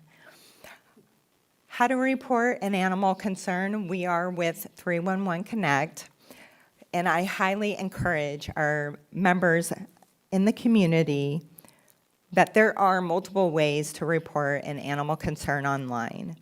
The first one, which is scanning on your mobile phone to download the app and reporting online. You can also call in to 311 directly, but the first 2 options for the app and the online reporting are really useful and beneficial because it can provide status updates and you can check history from previous concerns that you've reported. And having the 311 call center for 24 hours, we have seen a significant decline in the complaints for a response for calls for service. So it's been a really amazing enhancement that we've added in the last 12 months. Hot off the wire. This is fresh off the press. There are now a quick and easy way to license or microchip your pet. As you can see here on the slide, you can scan the QR code to either license your pet or license on the right-hand side, which is requesting an appointment with our staff for free microchipping. The pets are a part of our family, and we want to ensure that we get Fluffy back to you. So really, please, if there's one thing that you could take away from this presentation tonight, please license and microchip your pet. Future goals. Our Animal Services Unit has some great plans for 2025.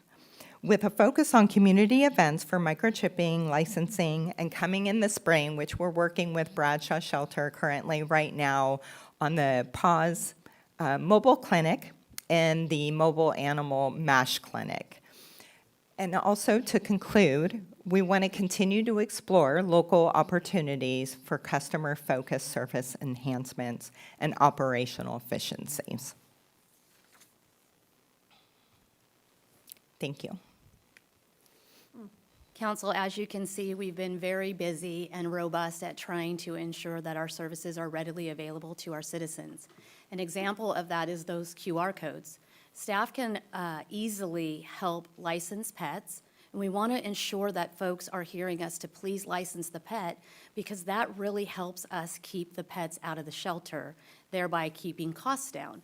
Moreover, it's a significant asset to have the support of the council to provide microchips so that folks can further ensure their pets are identified, so that we can help keep them in our community and return them home instead of bringing them to the shelter. And that really is everybody's responsibility to help keep the numbers low for the shelter. Aside from space, we just really want to get the pets back to the folks in the neighborhoods. I'm very proud of our animal services team. We are a small team but mighty. And to be able just to do a QR code, and you can either do that or just come on into the police department counter, and we could quickly, like within 10 minutes, take care of licensing your pet. That's something we're very proud of. We've worked very hard to streamline our processes, and operational efficiency is very important to us. It is what helps us achieve operational excellence. So I just want to take this moment to thank you for allowing us to come back to provide the service update and let you know that we really put our hearts into this to make sure that we're doing the best that we can for our citizens and everyone as well. Thanks. Are we licensing at PD or at City Hall? Currently, as of today, it's PD, but we're hoping by next week it'll also be City Hall if they are able to assist us with that. Either one. Yes, and anyone that's here right now, we could go back, you could click the QR code, and you can just sit right from your chair. You don't even have to go to the City Hall. You can just sit right in your chair right now, fill out a few items, and it's very And then to self-explanatory. PayPal, is that how it gets paid, through PayPal? That's a very good question, and I appreciate that. We are not at PayPal or online payments yet, but nevertheless, you can leave a check, you can contact us, and we'll work out obtaining payment from you with a one-time credit card payment. But online payments is something that we're very much hoping we're going to do with our integration of our finance system. I know that's a ways down the road, but we don't want that to be a deterrent. It's not a problem at all, just to come on down to the department, and we'll match that up. So we're working through. No more Texas.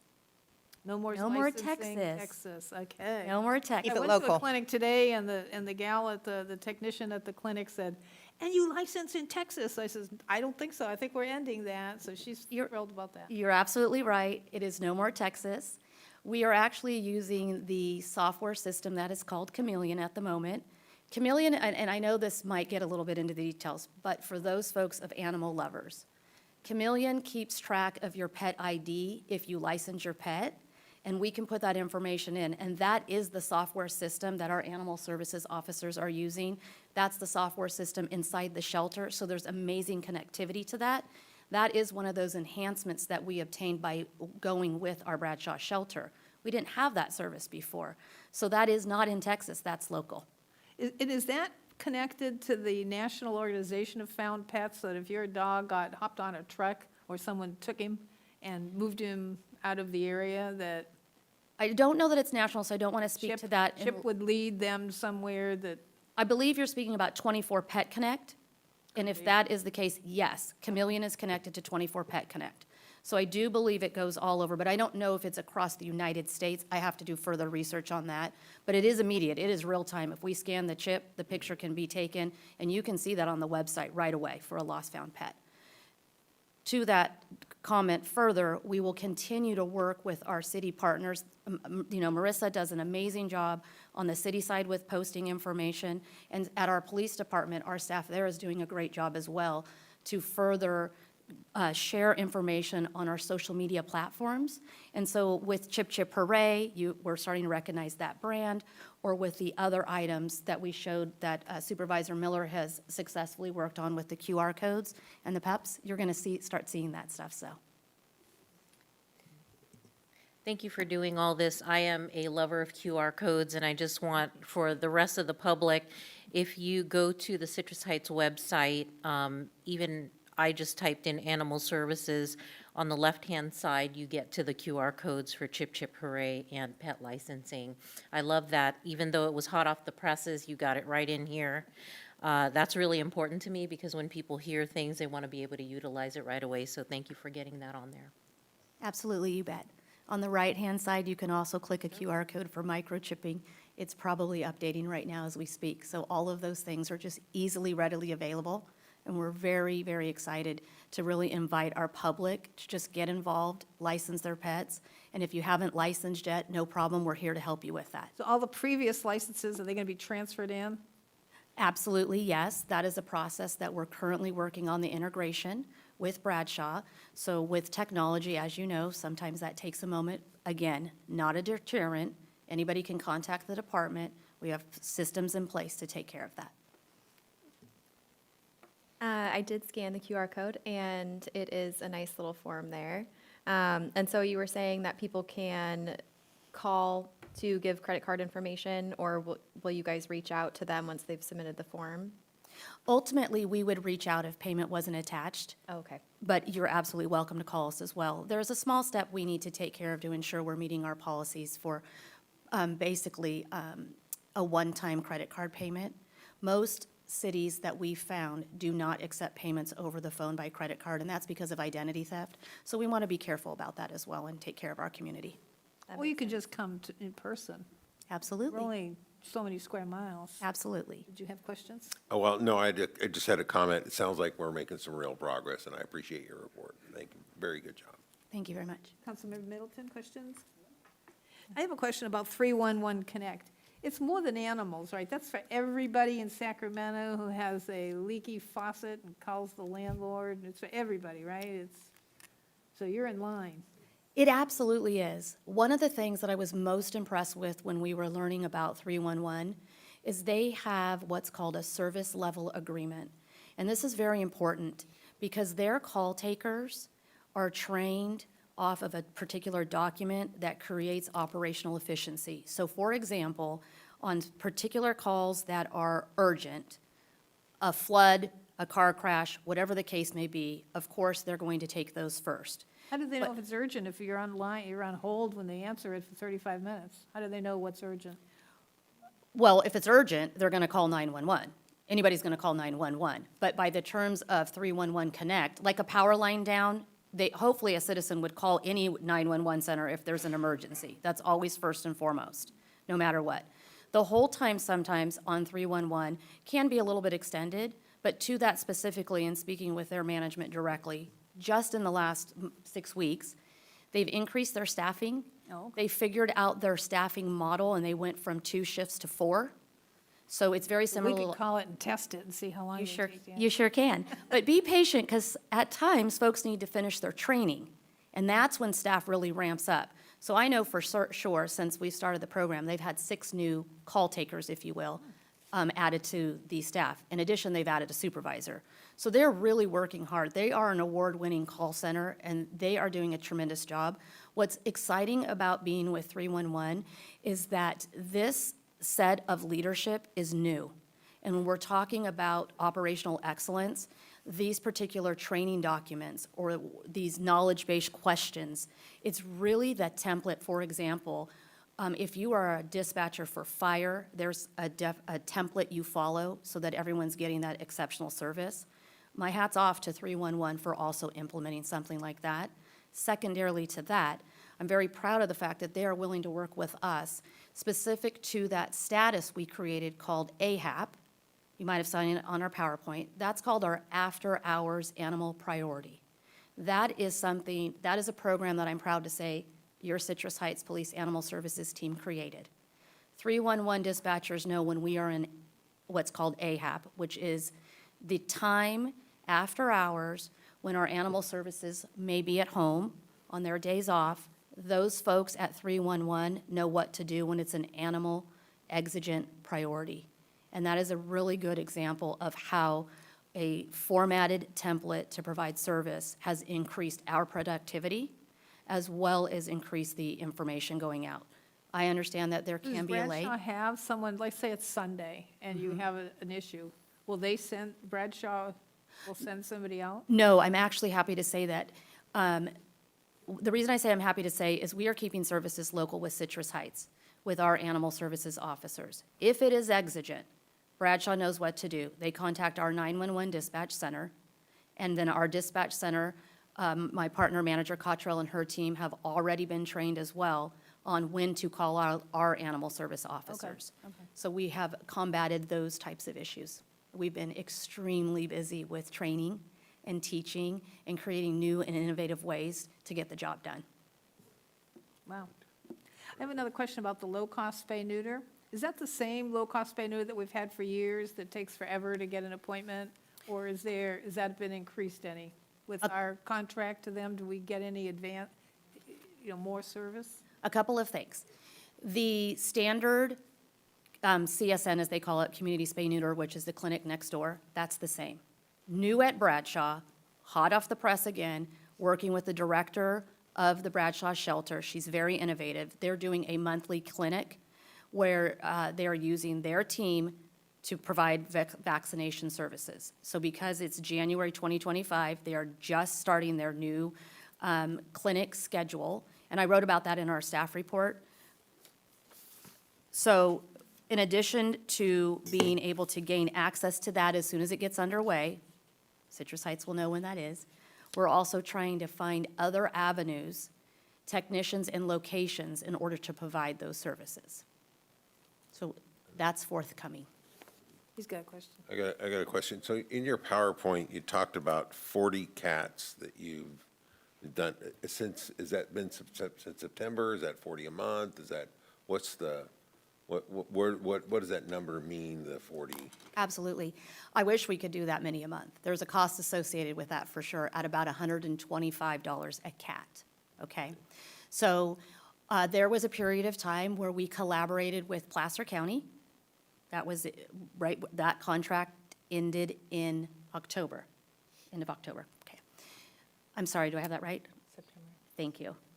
August 31st is when we ended Placer County, began Bradshaw in September. Right before that, we worked with a nonprofit and partnered some of our funds with their funds and Placer County's, and we were able to help spay and neuter 40 feral cats. We absolutely would love to work with another nonprofit, similarly to what all the other animal services teams do in the region.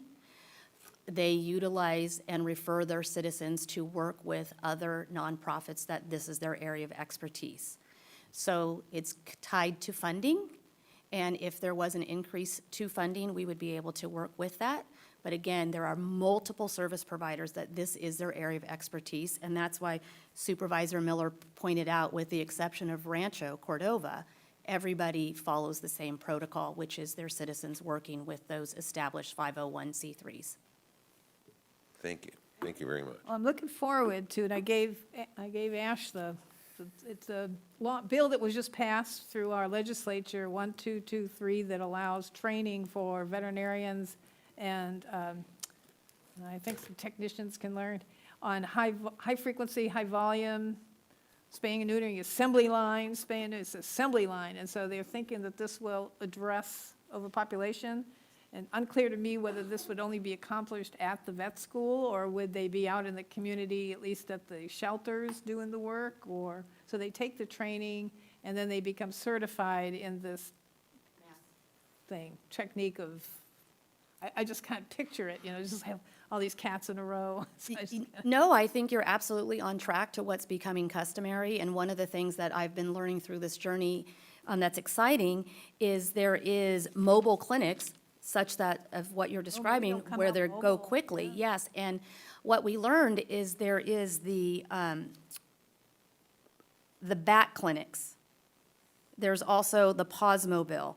And some of these mobile clinics are connected with the County Board of Supervisors, and it has to do with the need in the community.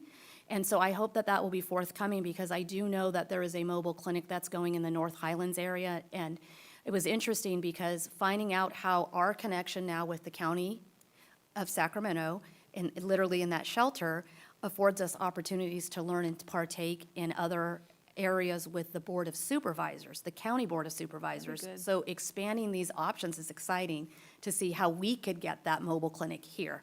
So I think we're absolutely on the right track for that. Sounds good. Any questions or comments from anybody else? Thank you so much. You're welcome, thank you. Good job. Good job, City Manager.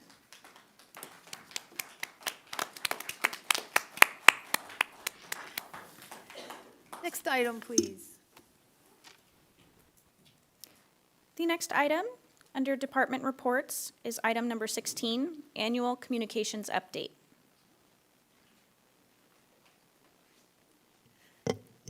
Hello, Council. My name is Marissa Brown. I'm the Communications Officer for the Economic Development and Community Engagement Department. It's nice to be here with you all this evening. If you've ever wondered what a communication officer does, you're going to get a glimpse into what a year in the life of Marissa includes. I'm excited to share this with you all today as our annual communications report for 2024. We'll do a quick overview of what our team does, our communications channels, media relations, awards and accolades, and then what's to come this year in 2025. Who's on our team? It consists of me and Director Huber at the moment. So we are a strong, scrappy team. If you've met us, you know that there's not a day goes by that we're not working on something. We've got our cameras up, we've got our smiles on, and we're doing stuff for the city. So it's great. Our communications function includes a lot of different things. We've got city council support. I know I've worked with many of you already on talking points, speeches, etc., campaigns. We've got media relations, which we'll talk about later, social media, website, our website. Supervisor Miller mentioned me. I get to help them with some of that animal services stuff as part of our website, publications, graphic designs, photography, video. You see me taking pictures a lot. I know you do. And internal communications as well. Some of our strategic framework you can see here, just building a messaging platform that allows for consistency. That's a big one across all of our efforts. Social media, reflecting what we're aiming to do, our key messages, and our goals. This strategic framework is built off of our strategic pillars: fiscal prudence, public safety, local control, which is spread throughout our key messages and brand voice. So we are a genuine community. We offer effective access to the region. We take charge of our own future, and we're where small business thrives. Our brand voice across our channels tends to be informational, personable, and community focused. That's something we're really trying to have people see about us through our channels and our communications. Our goals include proactive communications that support those strategic objectives, our communications that are meaningful and keep in mind the needs of our community and our partners, measurable, and that we can learn from them. Those are our goals for our communications. In 2023, we had a flash vote survey go out to our community of about 300 participants, and we asked them, how were you getting your information from the city? And this gave us a good pool of data just to see where people were hearing from us. A lot of people, you could see, were getting items from our email newsletters and our social media, online newspaper, which is popular in this community, and then our city website. We've got many of those channels up and running, and I'd like to go over some of them today and some of our successes. So I'm going to jump into some of our social media channels first. So this is our Instagram. We have funneled a lot of energy into our Instagram and our Facebook page. I would say those are our top two channels right now. We get really great engagement on these channels. You can see we reached over 100,000 people, just one over 100,000, still over. And we had a really big increase of followers from 2023. So our audience consists of mostly Citrus Heights people with surrounding areas following closely behind. And just if you're a little curious, we've got 69.9% of our Instagram audience is women, and the other 30% is men. So that's our Instagram account. If you don't follow us, this is my plug. Follow us on Instagram, Facebook, all of them.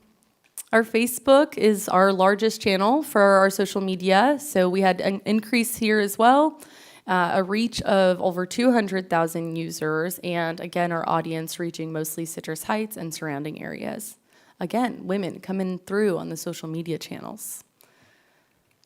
And then we also have some social media channels that are maybe not as popular, but we're still utilizing them. So when I came to Citrus Heights, Twitter, or X now, it was not being utilized, I would say. And this was the channel that I said, well, it's here, why are we not using it? So we made sure to revamp that channel is starting in 2024. So everything we post to our other channels also gets posted to Twitter. I find that Twitter is a place that people go to in terms of emergencies or like quick needed information. So I thought this was a good channel for people to see that we are active on. If something's happening, we're gonna post on here. You're not gonna see a post from 2019 that shows an inactive channel. And then LinkedIn is obviously a very different audience. We've got a lot of people there who are job searching, looking to get to know more about the culture behind City Hall and working for us. So we do our best to promote our employees and city events that we've got going on that really show the culture of working at City Hall and being a part of it. And we've also got employees on LinkedIn who are really great ambassadors of being a City Hall employee and a CHPD employee in that case as well. Our top posts of 2024 on Facebook. We had a really great post that had amazing engagement, 872 reactions on Facebook. That is awesome. This was a post about a San Juan Unified School District student, or San Juan High School student going on to compete on Hell's Kitchen. So it's pretty cool. I think people were really excited to see that a local student was able to go and compete on a show on a national level. So people were very excited to support him and his endeavor on the show. On Instagram, we love to shop. So our top post was Home Goods. The Home Goods opening had almost 200 likes. If anybody wants to go in there and like it, I won't be mad, so I can get to that 200 number. We had great amount of comments and shares as well, just telling people about our new Home Goods. So that's always a fun one to see.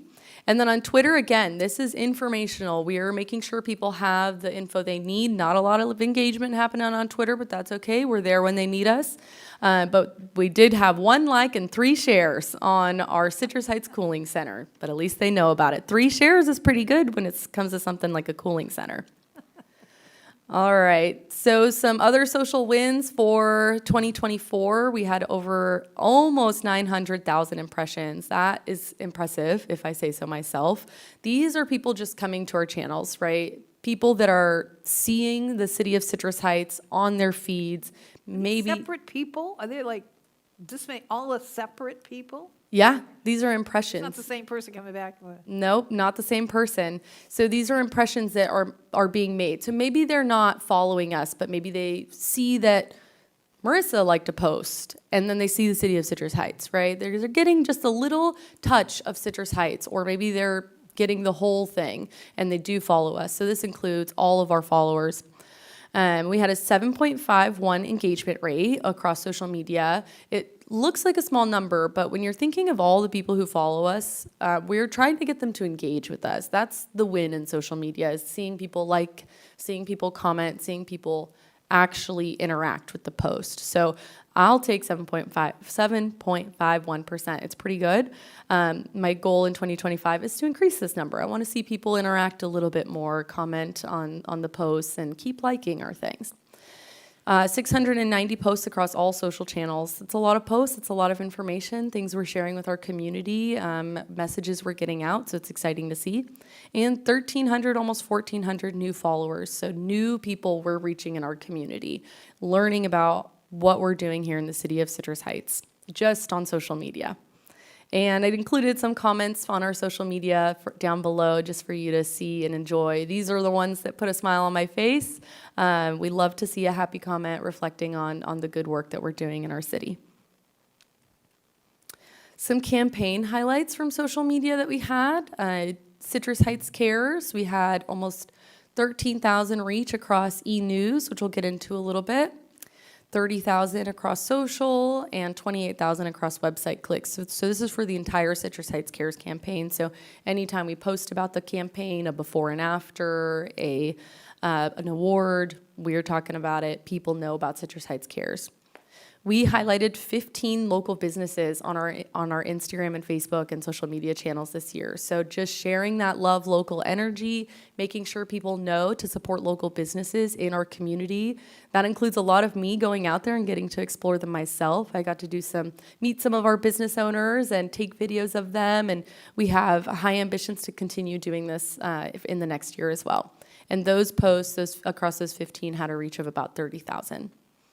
We did a really fun campaign for Building Safety Month. If you've been in City Hall during Building Safety Month, you know that we've always got some hubbub going on and fun things, and we really wanted to extend that initiative to our community as well.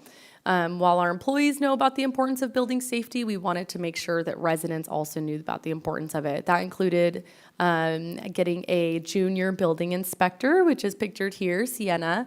We had some social posts highlighting even some of the ways that kids can get involved, highlighting Sienna and her work, and then showing that our building safety team was out in the community at local stores, providing resources and materials to the community during this month. So those are some campaign highlights.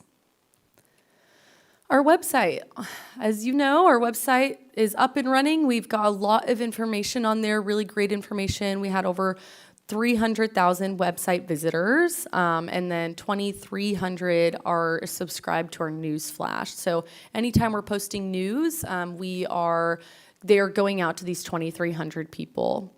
Our most visited web pages, you can see here, incident log, general citizen input form. That's a form that goes to, I believe, quite a few people at City Hall, including myself, and PD, GSD, I know they're on it, and residential garbage and recycling services. So this is great because it informs where people are going on our website, what we can be doing to include in some of our other communications. Okay, people clearly want to know about residential garbage and recycling. What else can we be doing on our social media, in our newsletters to make sure people have all the information they have without having to go to our website?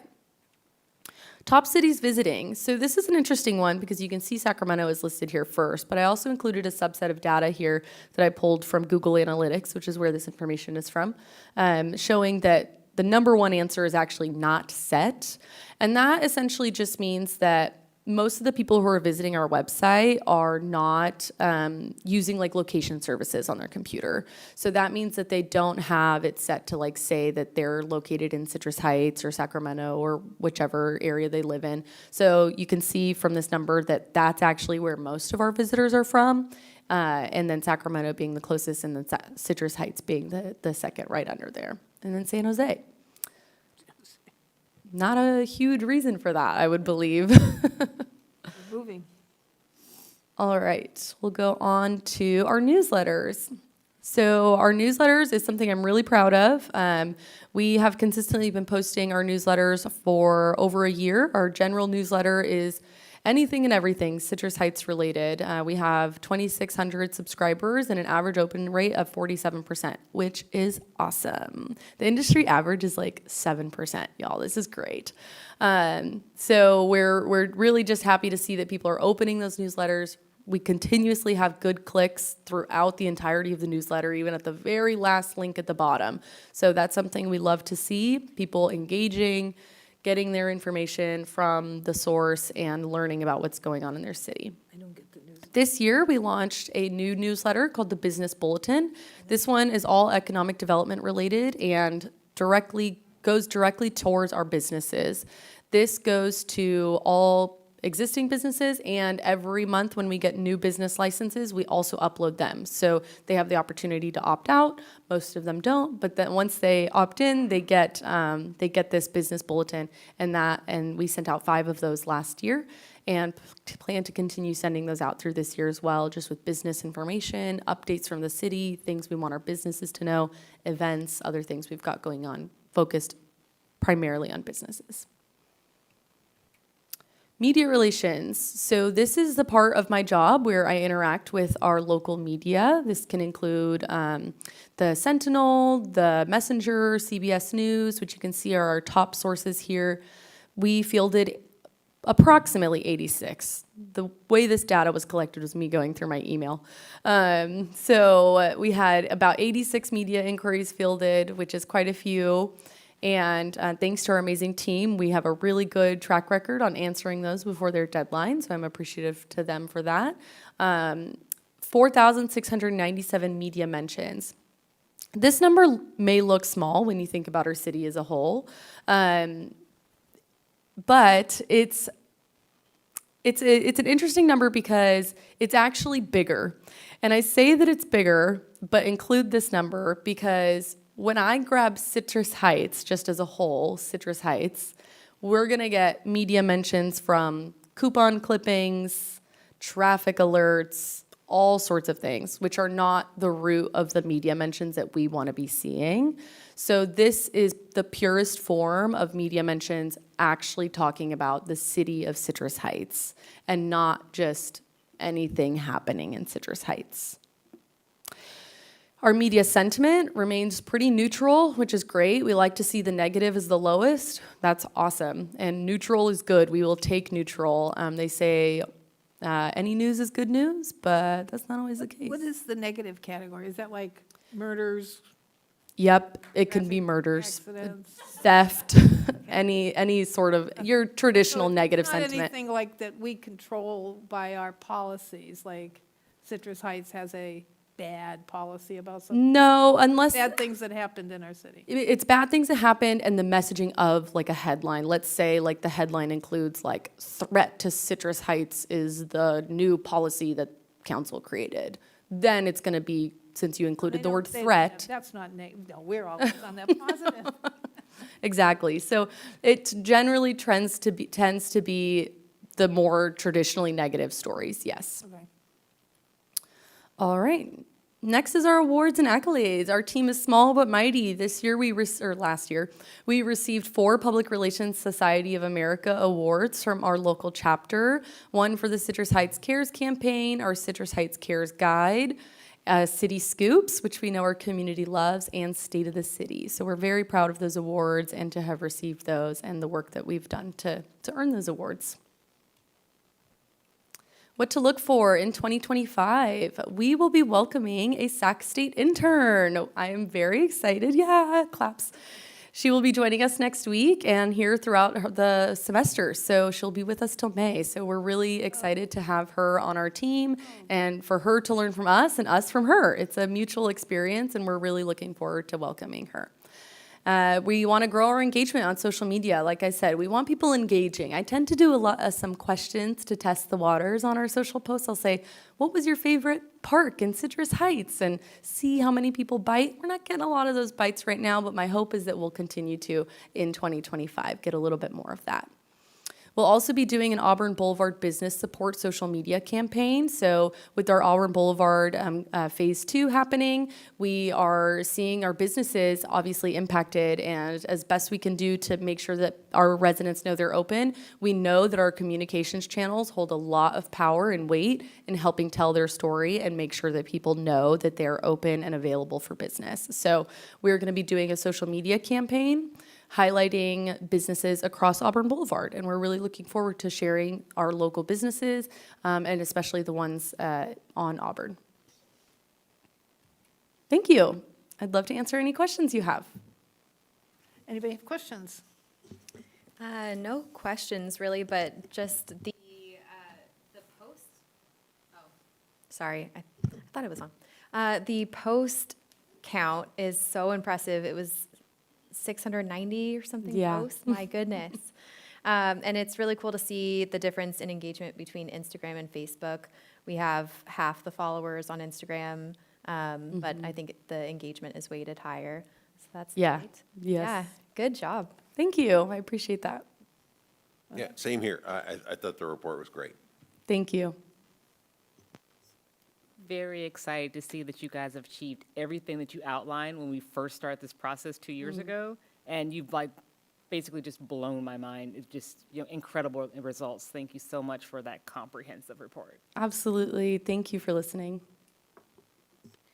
I wanted to chime in on the little-known LinkedIn page. I really appreciate that because for me, I get to know who our professionals are on staff and the engagement there. And, LinkedIn is a very different space, and I'm glad that you're getting engagement there as well, because that's really how professionals get to see that this is a city they may want to consider for employment.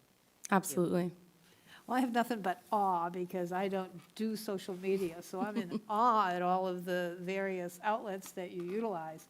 When I was running for city council, I was told, you got to have social media. So I had Natalie do my Facebook page. So since then, I've never done anything with it. But when I go there, I see all these people have liked me or friended me, and I'm there going, I don't even pay attention to it. So kudos to you. You can keep up with all of this. It looks like you spend a lot of time, and not you, that's your job, but for average people, that's time consuming just to go through emails and texts and everything else. So that's a lot of work.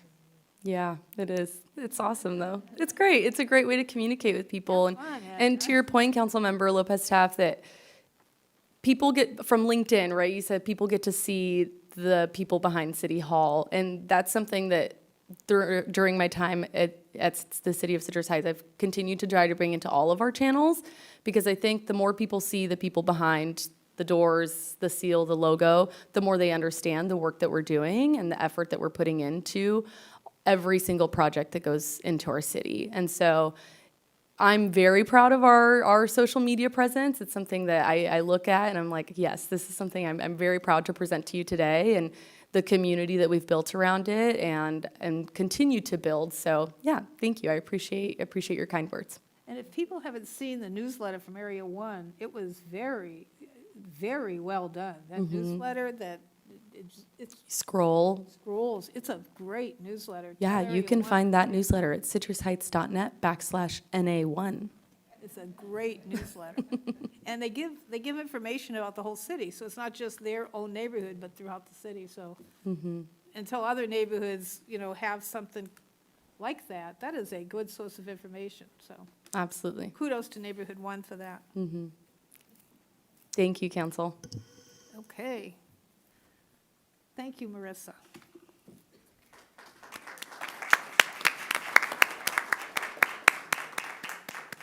Now we have what?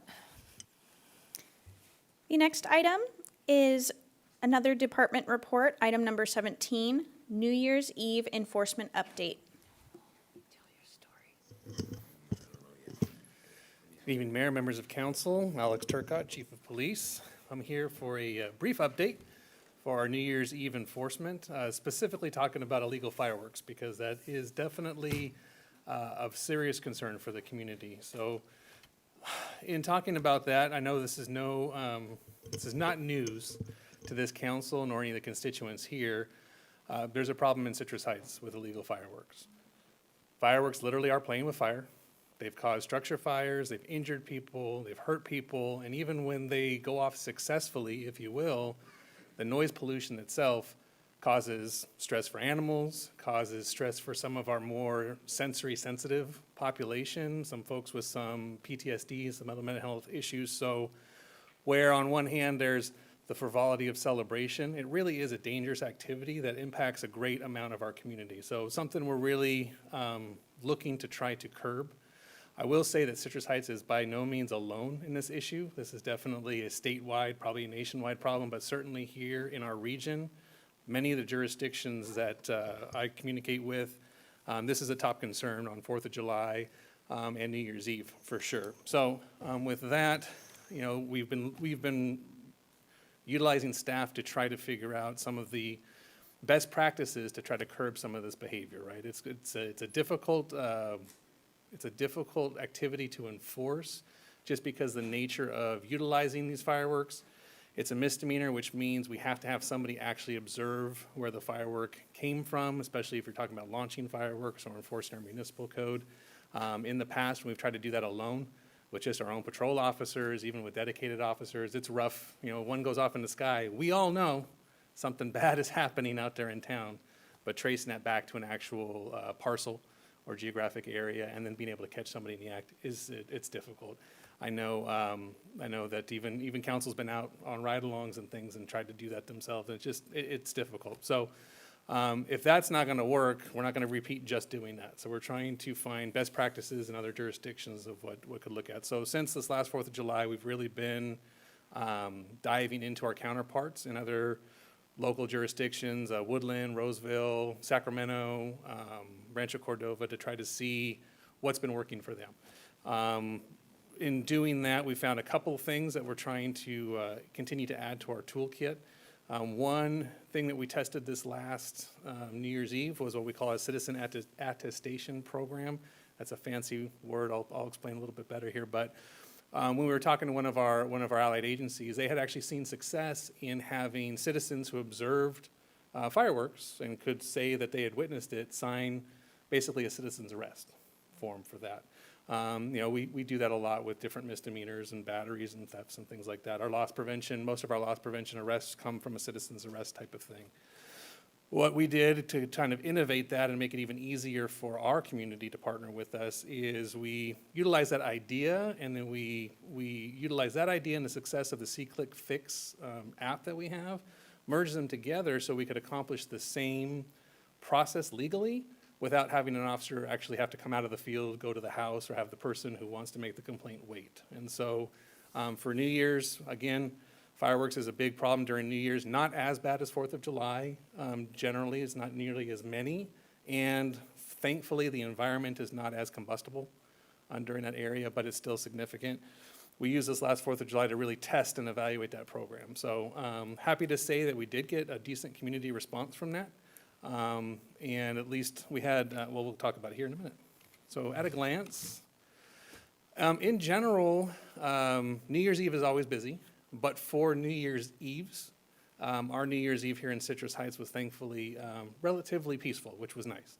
Now, Mr. Sheldon spoke earlier. We did have some folks reach out to us through email, on social media, and in person, telling us that their perception of the city was, yes, there was still illegal fireworks, but there was a perception that there was less in some areas not. We had one neighborhood in particular where there was a chronic offense there that we're dealing with, but we did get that feedback there. Sac Metro Fire, in a report on New Year's, put out a statement basically saying that for county-wide, they saw their overall service complaints decrease by 40%, which is positive. They also noted that for, I think, the first time in a while, there was no injuries or fires related to firework activity countywide, which is awesome. And obviously, we're included in that county, so no one got hurt. That's great, but we still want to stop the activity. Here in Citrus Heights, we did see a significant increase in the number of firework complaints we received. However, like I said, there is that perception. We did, because we wanted to test the citizen attestation process, we did do a pretty significant social media push, not only with the city social media channels that Marissa was just speaking of, but also on the PD side.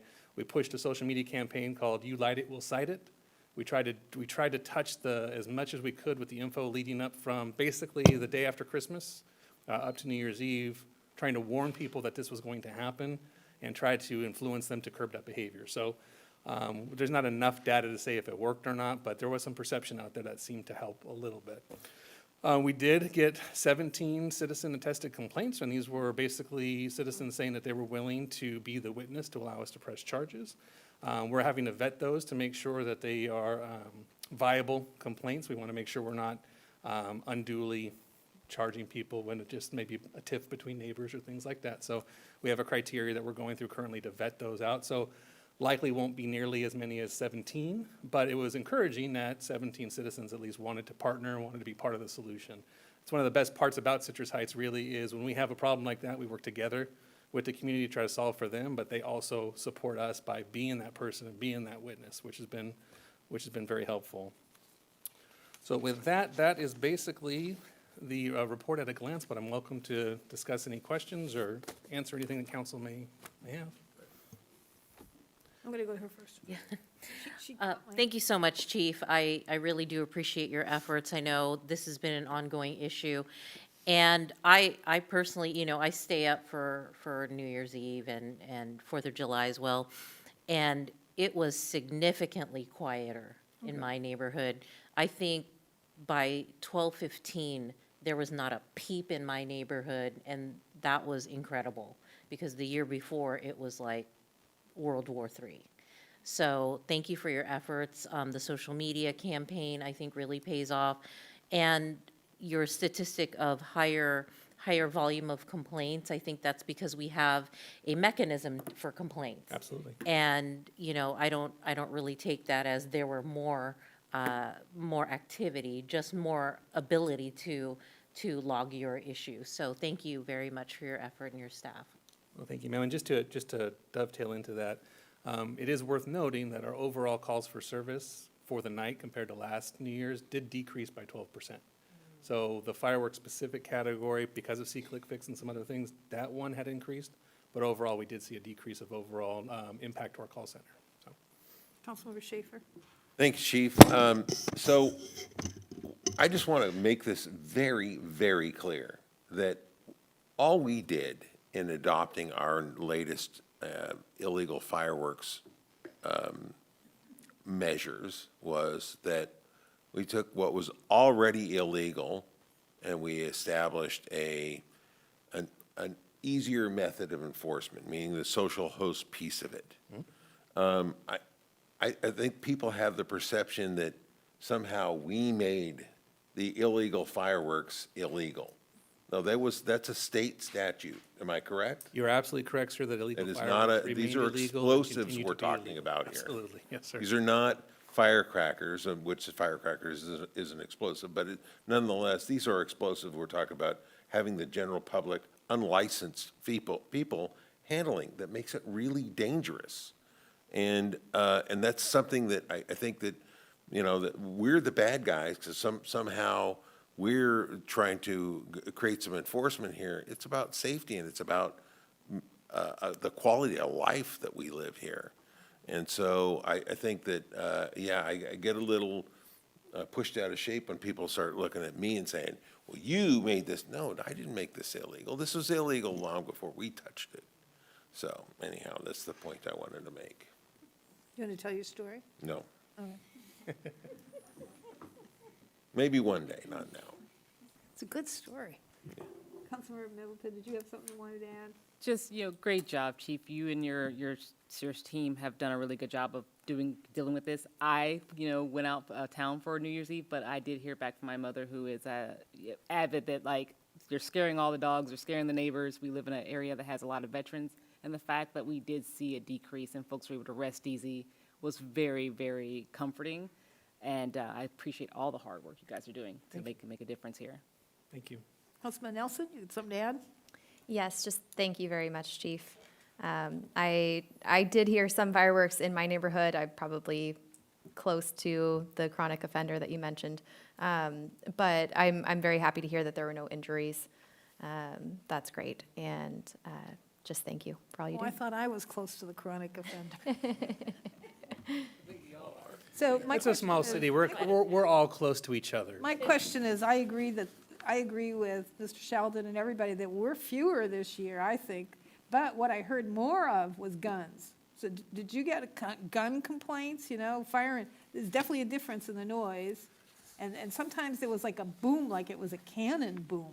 Right. And I thought, I don't know what those are because I'm too afraid to go out my door, it might hit me. And so I don't know where it's coming from or what the noise is. But do you get those complaints? It's like one big jump. I would almost guarantee that we did. What are It did not rise to one of our top reported incidents of the night. It wasn't in our top 10. Well, it's hard to say because it's only one time and then it might wait 10 minutes and there'd be another boom. And so I just wondered what that noise was. It probably was exactly what you're thinking of. I mean, there are fireworks that do sound like gunshots. There's some other things, but I would not be remiss in betting that there was live rounds going off on a New Year's Eve. You talk about fireworks being dangerous, that is another real significant kind of no-duh danger that folks should just understand. Firearm safety, if won't get into whether or not people should even have some of the firearms that they have, but firearm safety never includes going out during a party and putting live rounds into the Well, air. people think if they shoot it in the air, it doesn't go anywhere, but it's like the guy said, it comes down, and so it can do. Well, I would tell you, a lot of people try to shoot fireworks off in the air, and they end up going parallel to the ground and hitting the car or house. So I would assume that the same level of intoxicants that cause that to happen are probably not smart with firearms either. Well, I hope some of those 17 work out so that we have, the message gets out, that social media gets out, that you don't want to have fireworks in Citrus Heights. Well, and regardless if they don't all meet the criteria, any confirmed addresses, we will definitely at least be in contact with to let them know. We're on to them. That this was an issue. We do regularly send out those warning letters ahead of 4th of July for repeat offenders and things as well. I'd like to see what happens the 4th of July, if what happened this time, rolled over to July, that people are a little more leery of being caught, That's really the plan, because the social host ordinance and this enforcement frankly does not stop it while it's happening. The hope is that the word of mouth, much like a traffic citation, right? Nobody likes getting a traffic citation. We have all gotten them. But a lot of times the penalty associated with that, the story gets told, the word of mouth spreads that people are serious, the government is serious, it's not cute to have illegal fireworks and do the lot. So we're hoping that responsible folks will weigh out. Did and that some of the department have to respond to any calls, other than these 17 attestations? Did you actually go out to any calls? We still responded in line with other calls as we can, but again, it's really hard by the time we can get out there too, because New Year's Eve is busy on other areas. Again, relatively peaceful, which I'm thankful for this year, but there's still parties, there's still DUIs, there's still arrests being made. So we still responded. There wasn't any citations issued that night in the moment. Okay. Yeah. Okay, any other questions or comments? Is there a next item? Thank you, Chief. You're welcome. Have a good night. The next item is city manager items. Good evening, Mayor and Council. Ash Feeney, your city manager. I do have a few updates for you, but I want to thank our staff for all the presentations they put together tonight. A lot of information getting out to the public and to our council. I can go to the next slide, please. Hey, speaking of success stories, we had our business attraction grant that this council granted to Dark Heart Brewing. This was a relocation of a business that was closing, that was just outside of the city limits.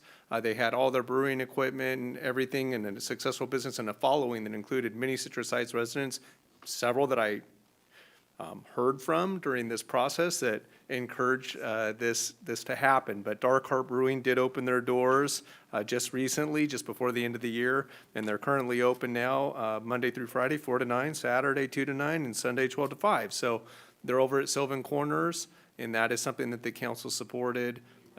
Is in line with those business attraction grant guidelines, but just wanted to announce that we did have a good success story there, so. And then we have a free flu shot clinic coming up here in Citrus Heights, and that is on Thursday, January 16th from 10 to 3, and that will be here at City Hall. And then finally, in honor of Dr. Martin Luther King, we will be observing Martin Luther King Jr. Day and closing City Hall on Monday, January 20th. And that concludes my updates. Which means no Monday with the mayor on that day. Thank you. Is there a next item? The next item is items requested by council members and future agenda items. Mary Jane, anything? Tim?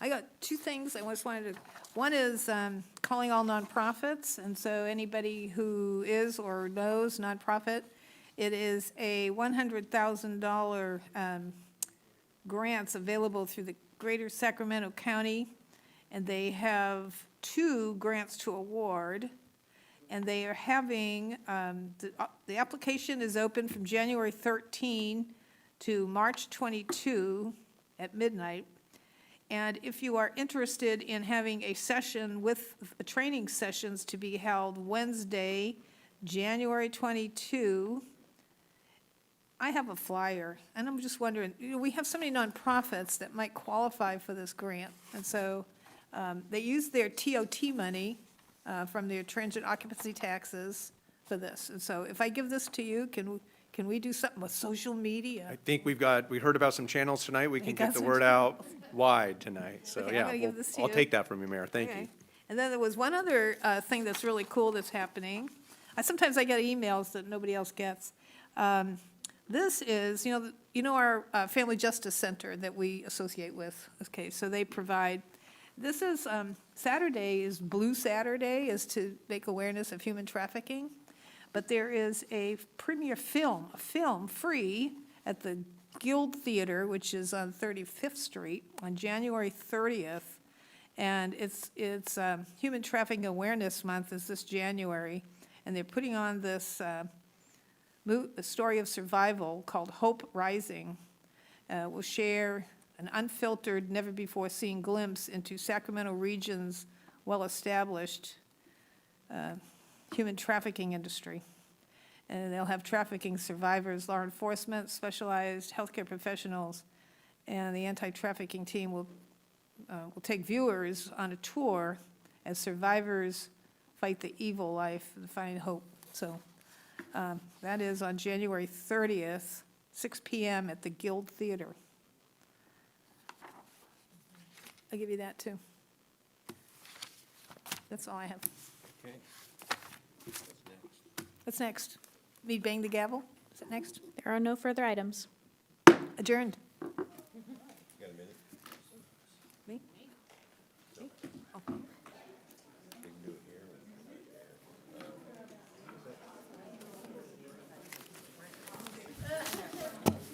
When you,